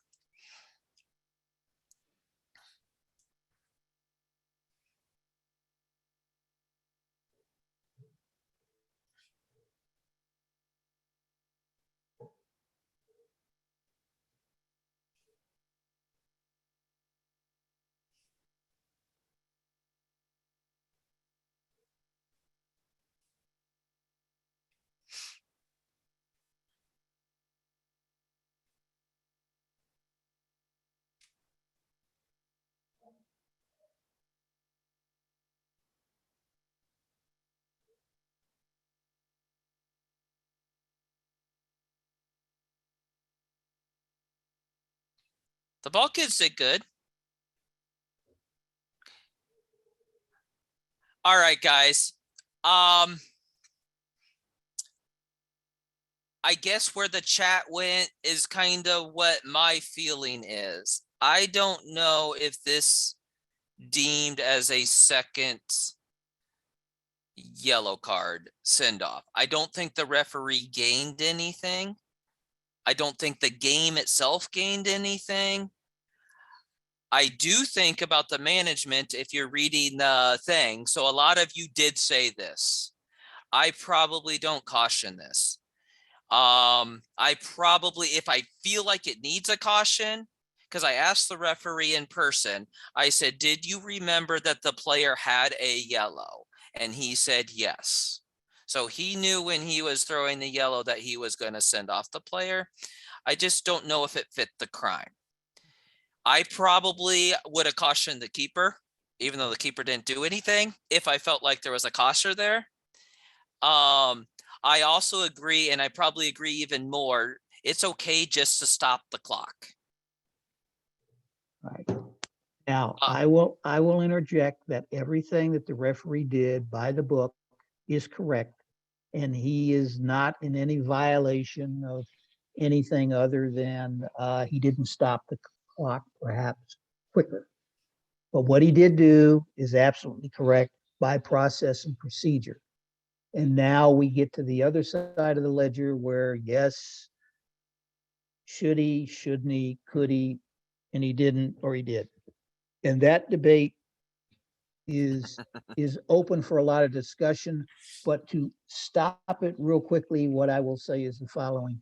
You as the referee are managing this match, and therefore you can control the destiny of what happens down the line. And that's all we're going to ask you to do. If you follow what this gentleman did, it's proper procedure. That's the way it goes.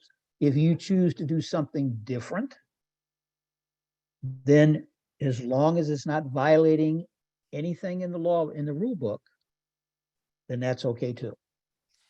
So to let you know, to follow up on Jim, when I called the coach to follow up on this, I says he is 100% correct in the rule book.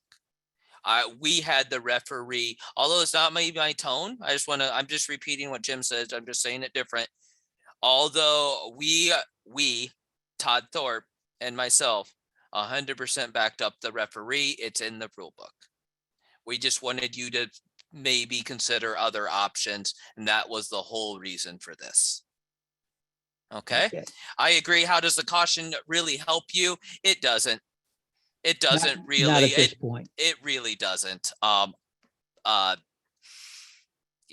Yeah, there's more background, like the coach was saying, can't he caution somebody else or da da da da da da. But you are right. It doesn't really.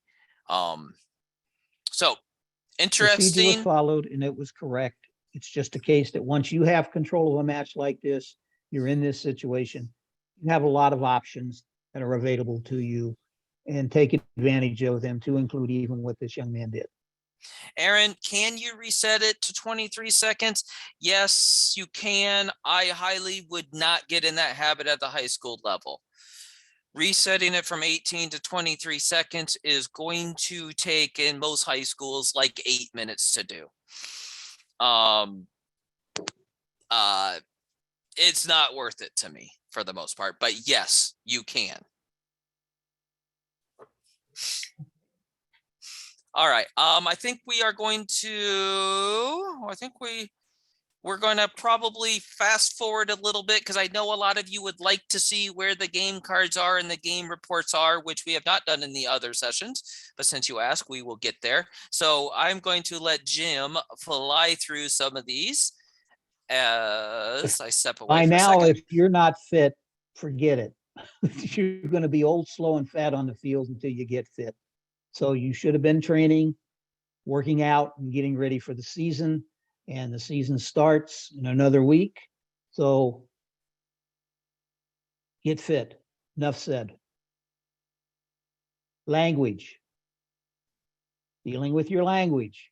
When the player uses any vulgar, profane language, it is a caution if it's incidental and it must be dealt with. Saying or dropping an F-bomb after a missed shot or a mistake and not directing it at anyone does not require a red card, as long as the entire stadium did not hear it and all the players and coaches. Then your hands are tied. You must issue a send-off for language. If it was very low key, says, oh, you know, whatever fire truck over here in the corner and you heard it, he didn't, you go by and say, hey, enough, knock it off. Speak to the player first. Just don't go to your pocket. You have options. But once it's heard loudly by a lot of people, then you're going to have to deal with it at least as a yellow card. And then let them know they can use different choice of words. Anytime you hear insulting, offensive, or abusive language and gestures, remember gestures too can be considered offensive and abusive. Then the player is disqualified, even if it's towards its own team. All right. AR positioning. Assistant referees. Nice looking young man, ready to go. He's on his toes and he's following the ball for action. As a assistant referee, remember your primary duties are second to the last defender of the ball, whichever is closest to goals. Follow those balls all the way to the goal line because you need to be there to determine goal, no goal, ball in or out of goal, corner kick, or goal kick. If you're 6, 7 yards up from that corner, it's kind of hard sometimes to say the ball is in and out, and it's a hard sell. So you need to get there and be there as often as you can. If we have that exploding ball that you already know is going 75 yards through the uprights and clear down past the track, no, you don't need to go all the way to the end line, but you need to turn and move towards there so it at least perception-wise shows that you are following the ball. And in turn, you need to get ready because at that point, somebody's going to be setting up second last defender, and in turn, a goalkeeper bringing the ball out. Primary job is offsides, always has been, always will be. So make sure you stay with that second to the last defender of the ball. Okay. Jim, I want to interrupt here before we get to the two videos. Just I stepped away, so now I came back to chat about language. Is an incidental F-bomb a caution? There's nowhere in the rule book that says it is a caution, a send-off. What it says in the high school rule book is it must be dealt with. So I'm sure Jim talked about, as I stepped away for that 3 minutes, that he talked about stadium loud. You're seeing color at stadium loud and most likely closer to the red. An incidental F-bomb to you and 3 players because the kid missed an open shot could be a verbal warning. There is nowhere in the rule book anymore. It used to be in the rule book. There's nowhere in the rule book anymore that has to be a caution or a red. Has to be dealt with. Does this count for colleges too? I'm not 100% what that refers to, if that was the clock or a language question. Sorry, I stepped away for a second. Oh, that's okay. That's okay. We covered most of that. You did add a little emphasis to it about the rule book. And if you are from Nebraska and you're listening in, I realize Nebraska has zero tolerance. We are not Nebraska. We are Iowa. Zero tolerance does not apply here on the west side of the state. So just remember that also. Jim, can you go back to the language slide? There's still a couple questions. And that language in college, oh my goodness, Aaron, Braxton, Trevor, help me out here. I don't think it is. I think it's you get to deal with it also in college these days. I don't think it's any set card. Thanks, TJ. So yeah, it is. It's virtually the same in high school and college for the Okay. language. Somebody asked to see this. They just wanted to read it or take a picture of it, Jim. Problem. Can we move on, or are we still waiting for the picture? Oh, profane language. Let me clarify this on Gary's behalf. Profane language is the F-bomb if it's not directed at somebody in a racial, a sexual, or a religious manner. That does not probably fall into the respect umbrella that Gary was referring to at the beginning of the presentation. I don't want to talk for Gary. I know he's still on here unless he stepped away for a second. So Just the come down to this line. yeah. Which line? We can't see your cursor, I don't think. Where are you at? Using insulting, offensive, or abusive language and/or gestures gets a player disqualified, even if it's towards their own team. So So the in- question is abusive language towards somebody, right? Mhm. Like, Right. yeah. Okay. We will gladly continue to clarify this, but I do think we are going to move on at this time. Okay. All right.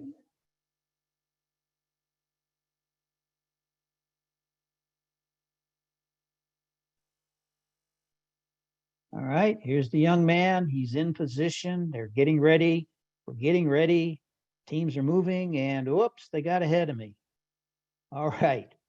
Not to pick on this, but the intent being he started out right, but he wasn't ready. His concentration, don't know where it was, but it wasn't where it should be with that second to the last defender.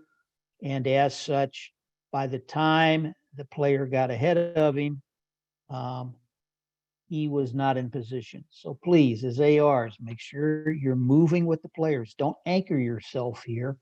Be on your toes, ready to go, moving a little bit left or right as need be, and follow up. Okay.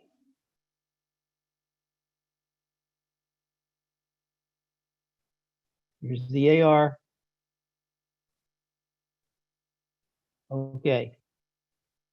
As we talk about those, 7 to 8 yards away from the corner,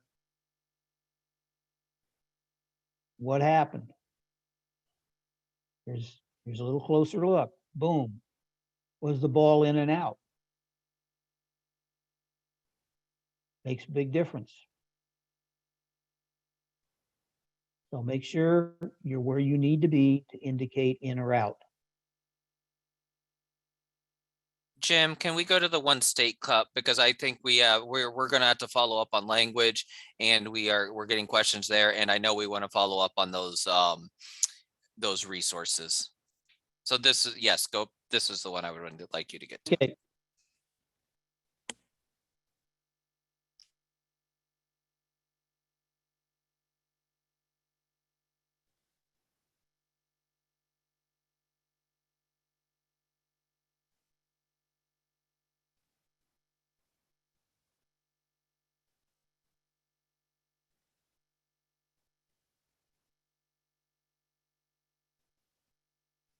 I'll let you talk this one, Jim. Okay.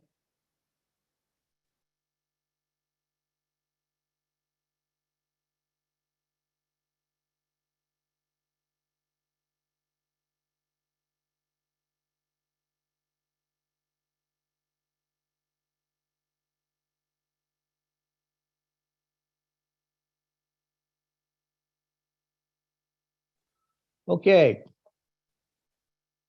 In the chat, do we have offside or do we have interference with the goalkeeper and therefore goal is good? Would be the two discussions that are going on right now. But there is no interfering with the goalkeeper because the goalkeeper and the attacker were right there at the same time. There was no deliberate attempt to interfere with her. Second of all, the young lady who has her hands in the air, the ball hit her stomach, came back out, and then it went in again. So given that, we have offside. That's really not the discussion we're going to have about this.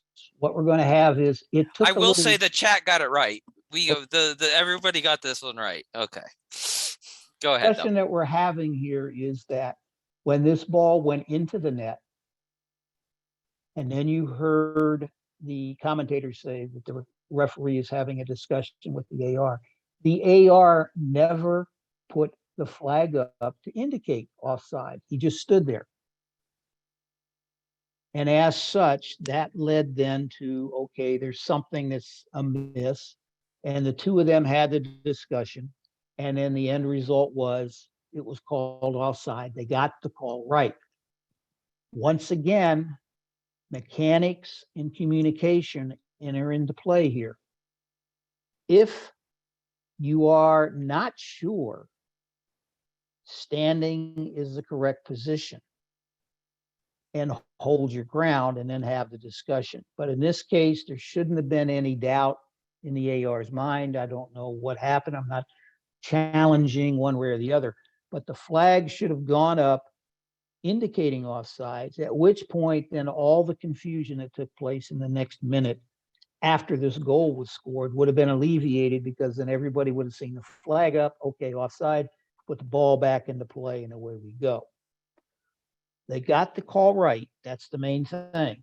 But we still had a little miscommunication. And that's what you as a crew need to remember. If we don't have comms, it's kind of hard to talk.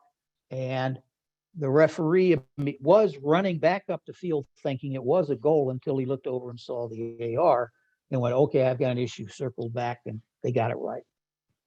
So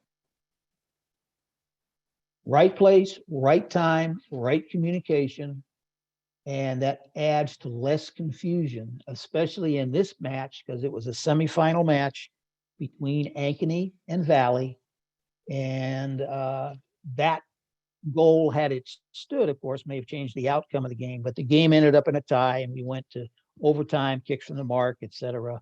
And then Ankeny went on to play in the championship.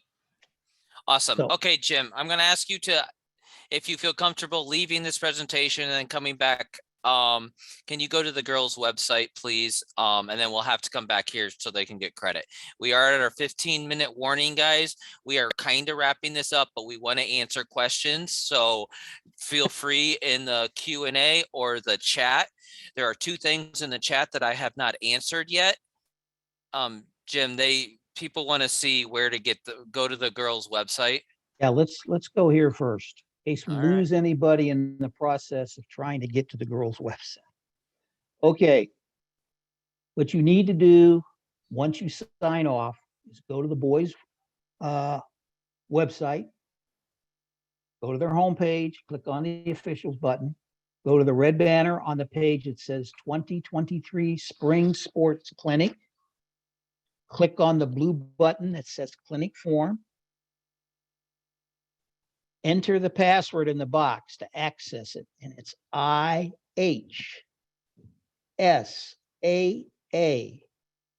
all lowercase, 2023, exclamation point. Once you do that, you will then get into a page that will allow you to enter your contact information as requested. You submit that. And if everything has been done right, you'll see a submission receipt. And then your clinic requirements will be manually entered by Whitney sometime next week when she gets them. All right.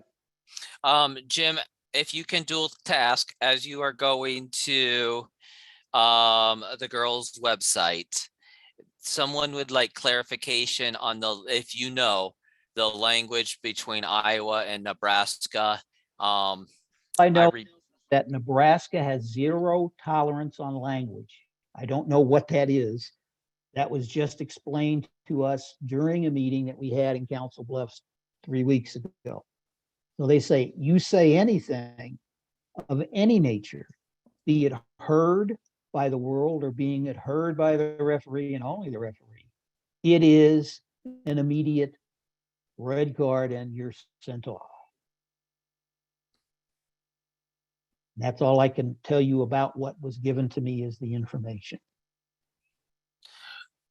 Okay, guys, so what we are going to do is a lot of people ask where to find the crew cards and where to find the game report. I will say the boys and the girls game report is the same report this year. It has not been posted in the boys site yet. We'll blame Todd for going on vacation for 2 weeks. But it will be the game site and it will be there. So we're going to take questions in the we will take questions and comments at this time. If you don't need to know where to get crew cards or you don't need to know how to get to the post-game reports for Iowa, you do have permission to leave, but we are going to stay on until all of that's done. So Jim, can you navigate to the girls' website? Well, I'm going to navigate to the form itself. But then that won't show them how to get there because the URL is not friendly. Okay, just a minute. Let's see here.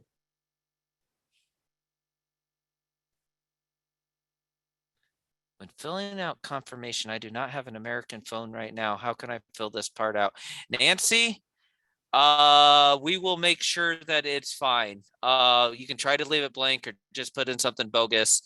I will make sure that, or Nathan, sorry, Have him Nathan. send Stacy. us an email. Or you can send us an email and we will make sure you're getting credit for that. Will a copy of this recording being emailed out?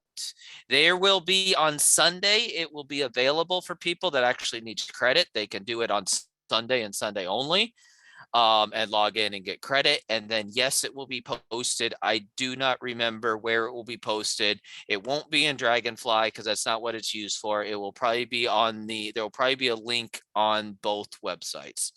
I don't know, Gary, if you're here, if you know that for sure. It'll Mike, be I under can't- the official section under soccer. So in the upper right area where it says officials, go down to soccer and it'll be right there. All right. Mike, I can't get to it through here. I'm still linked in to Zoom and I don't have the second. Okay. All right, guys. So here is how you get there. I'm going to put it in chat. It is exactly what Gary just said. You are going to go to the Iowa Girls Union website.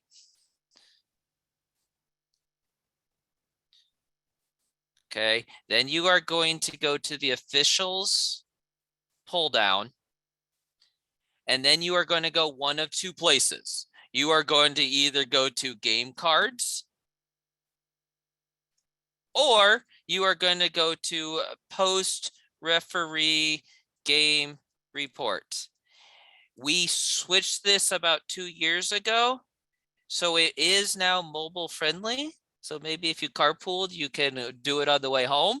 I will say we're not trying to do this to waste time. If nothing went weird, let us know nothing went weird, but don't spend more than a minute on the form. If anything goes weird, that's where we find out about it first. If you ever need to talk to your assigner, please do so. They know the schools, they know the coaches, they know the thing. Assigners will reach out to us. Most of the time, assigners find out things before Jim and I do. So that is perfectly fine. If you feel comfortable coming to Gemini, let us know. This game report is for us to say, uh-oh, we got something we want to go look at. Okay. It could be good. It could be wrong. It could be indifferent. But that's the point of these referee points, not to waste your time. This isn't a massive paper trail. No. And this form itself is a Google document. It's a live form. So all you got to do is when you go to it, you're already on the internet. Just mark it as a favorite and put it in your tab. And then you go to you don't even have to go back through the website. You can just go to your tab, open it up, and there it is, and it's active for you for the future. And I will be putting it, well, I won't be because I don't have that. Whitney and or Todd will be putting this on the boys side too. It will be the same thing though. General boys website, officials, down to soccer, down to the post game report, which is different. The other ones were lengthy. Did your AR show up on time and did da da da da? We took all that away. Okay. This is real time for Mike and I to deal with issues as they occur that you may have. 99% of these forms that come through, nothing in there that we have any issues to deal with. The rest of the items that do occur, then we have to deal with them very quickly and within a 24-hour period. So yes. Okay, where do I get uniforms? I do know the girls union has 4 links out for where to purchase uniforms. 2 of the links currently work. 2 of them did not work for me the other day. So USSF or Score. Score, I think it was link 4 on the girls union is a little bit cheaper version. And you have Ref Store out of New York. He also has uniforms that sometimes are a little less expensive. And they have both models, both pro and what they call everyday. Mike, do you only need to input cautions or dismissals? Dismissals, both the girls and the boys have a separate report. It is on that form, so you can go there instead of searching it out on the websites. We ask for the number so we can kind of get a tone of the game. But other than the number of yellow cards, red cards, you'll have a supplementary report. So that Gary and Todd can follow up, because that then goes into the sanctioning part, which is why it falls under the union umbrella. Somebody says I don't see a post-game report. I'm going to go see, because I swear I was there just yesterday. Do I need It's some there. I sort of, just checked. okay. You do not need, thanks Jeff for posting. There is a link if you would like to do that. And I told you it wasn't a friendly one, Jim. If you would like to go straight to the report and maybe bookmark it. There is no requirement for badges for high school soccer. The girls do have a place on their website that you can order, and they do accept credit cards, and it's an online form. The boys is not so friendly to order. It is pretty old fashioned. I will say the boys union, so I'll put my boys hat on, doesn't care about badges. None of the other sports require them. So they understand that soccer tends to worry about badges. So there is a way to do it, but you literally have to send in a check after printing off a form and handwriting it in to be able to get badges from the boys side. The girls side is much easier. You can order online. They are not required though. If you belong to a local association, check with whoever your treasurer or secretary is. They may have some badges they can sell to you. This is the, can you see this form, Mike? This is the ejection form for the girl. I can only see your PowerPoint still, Jim. Okay, then that takes care of that. This one's not up. I'll just take it there. Thank you. Okay, right. Jim, can you go back to our emails? Because I made you rush through that part. Yes. We're getting great questions in, guys. Thanks, Jeremy just put an ejection form up there for the girls. Awesome, guys. Thank you very much. Zoom is weird, right? We all kind of got used to it. We had a lot of people here. We had about 85 people participating today. Hope to see you on the field, and I will hang out for probably about 5 or 10 more minutes to answer questions.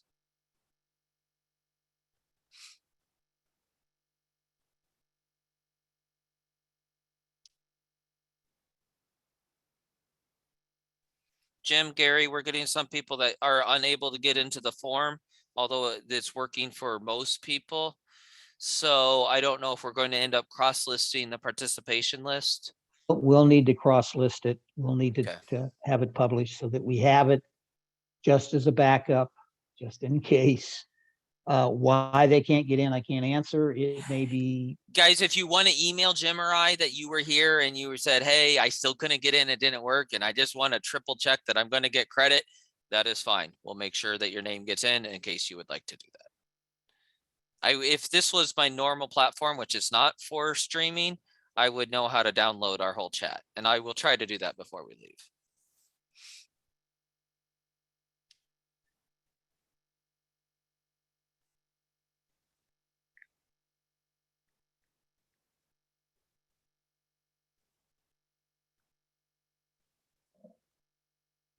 okay. Anything else, Mike?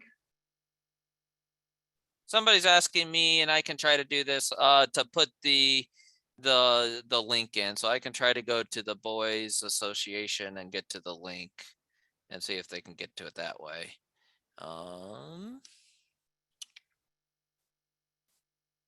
But I don't think we're getting soccer questions for Now, your purpose. okay. What's on Um, this? What's on your screen right now? Resource material, PowerPoint still. Okay, all right. I went to the link. It didn't pop up, so I just figured I'd try it.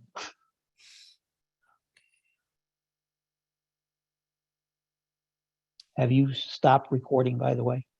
No, it's still recording. I want to put something in the Aaron Valley just said the Venice are waiting. Hey, Aaron, are we meeting at 2:15 on Saturday?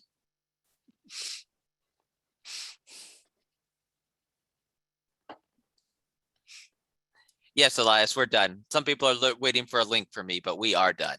Okay.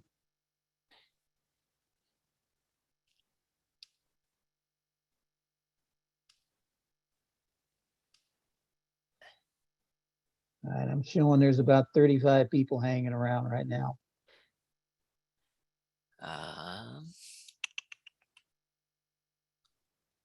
Clinic schedule.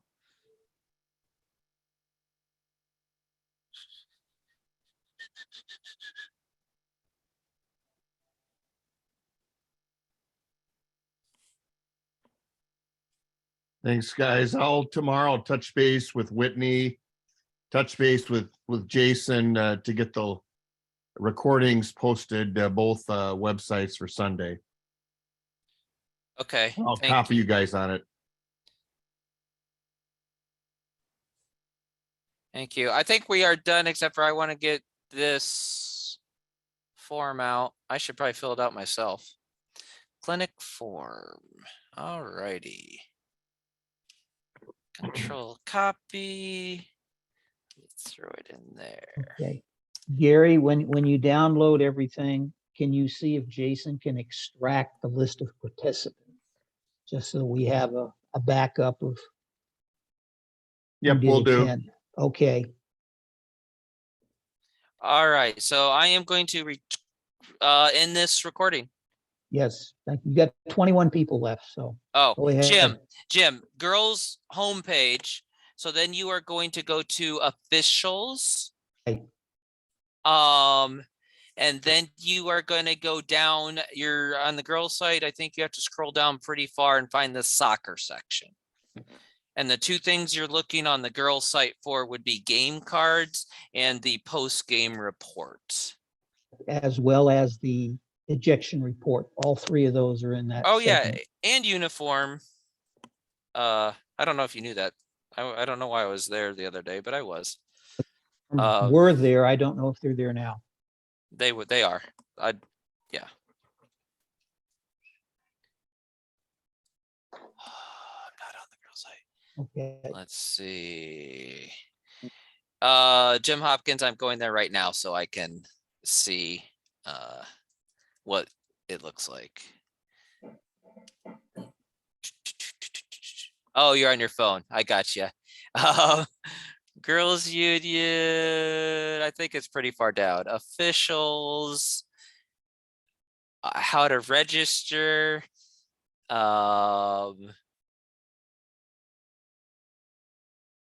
Keep going. Yeah, so it's after you go below, then it starts wrestling, basketball, swimming, diving, track, and then soccer. So it's under the officials tab, and then it's towards the bottom. And Jim, what we're talking about right now isn't necessary right today. The clinic form is hosted on the boys site, though. It is not on the girls union. Although Okay. the girls union, sorry, Jim Albertson, I'm talking to a Jim that's on chat. All right, anybody else? Okay, guys, email us if you need to. Thanks, Mike and Jim. Appreciate it. Thank you, Gary. And Where do I find contact information from school admin? Teo, I'm gonna open up your microphone if you don't mind. Probably from your assigner, like I would get it from Arbiter, which would have been where my local association assigns me from. Can you let me know where you're from and maybe I can answer it better or easier? okay.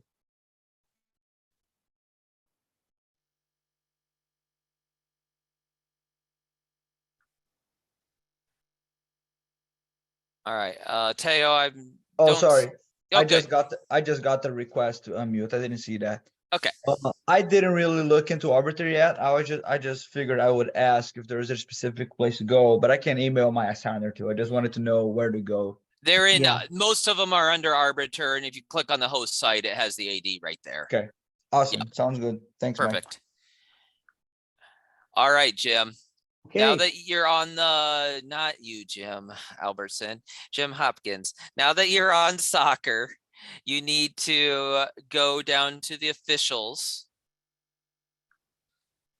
And then that you are on the officials, right there at the very top, almost, it says 2023 Spring Sports Clinic, and then there's a link to a clinic form.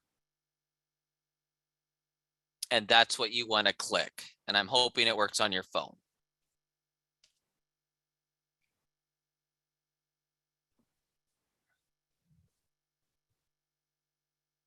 You're currently at the rules meeting. The rules meeting's hosted in NHSF. I misspelled that, whatever. It's in a different platform. So that's not actually on the Iowa High School org. Jim, can you throw me your email, please? And then I can do this and we can end this recording. Or a phone call, I don't care. Perfect. Jim, I will send you direct conversations. And if it doesn't happen this evening, I will contact Whitney to make sure that you have 100%. Since you're on your phone, I might just email you directions and then I might make sure Whitney gets your information. 100%. You were active all night. I know you were here.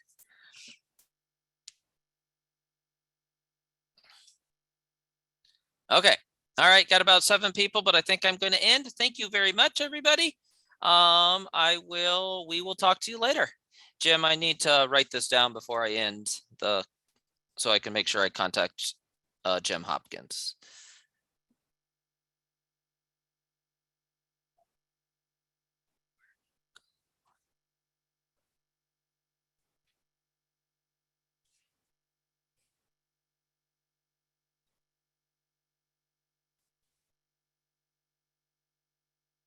All right, Jim Albertson, I'm ready to end this meeting. So I don't know if that means it's going to kick you off or not. Okay. So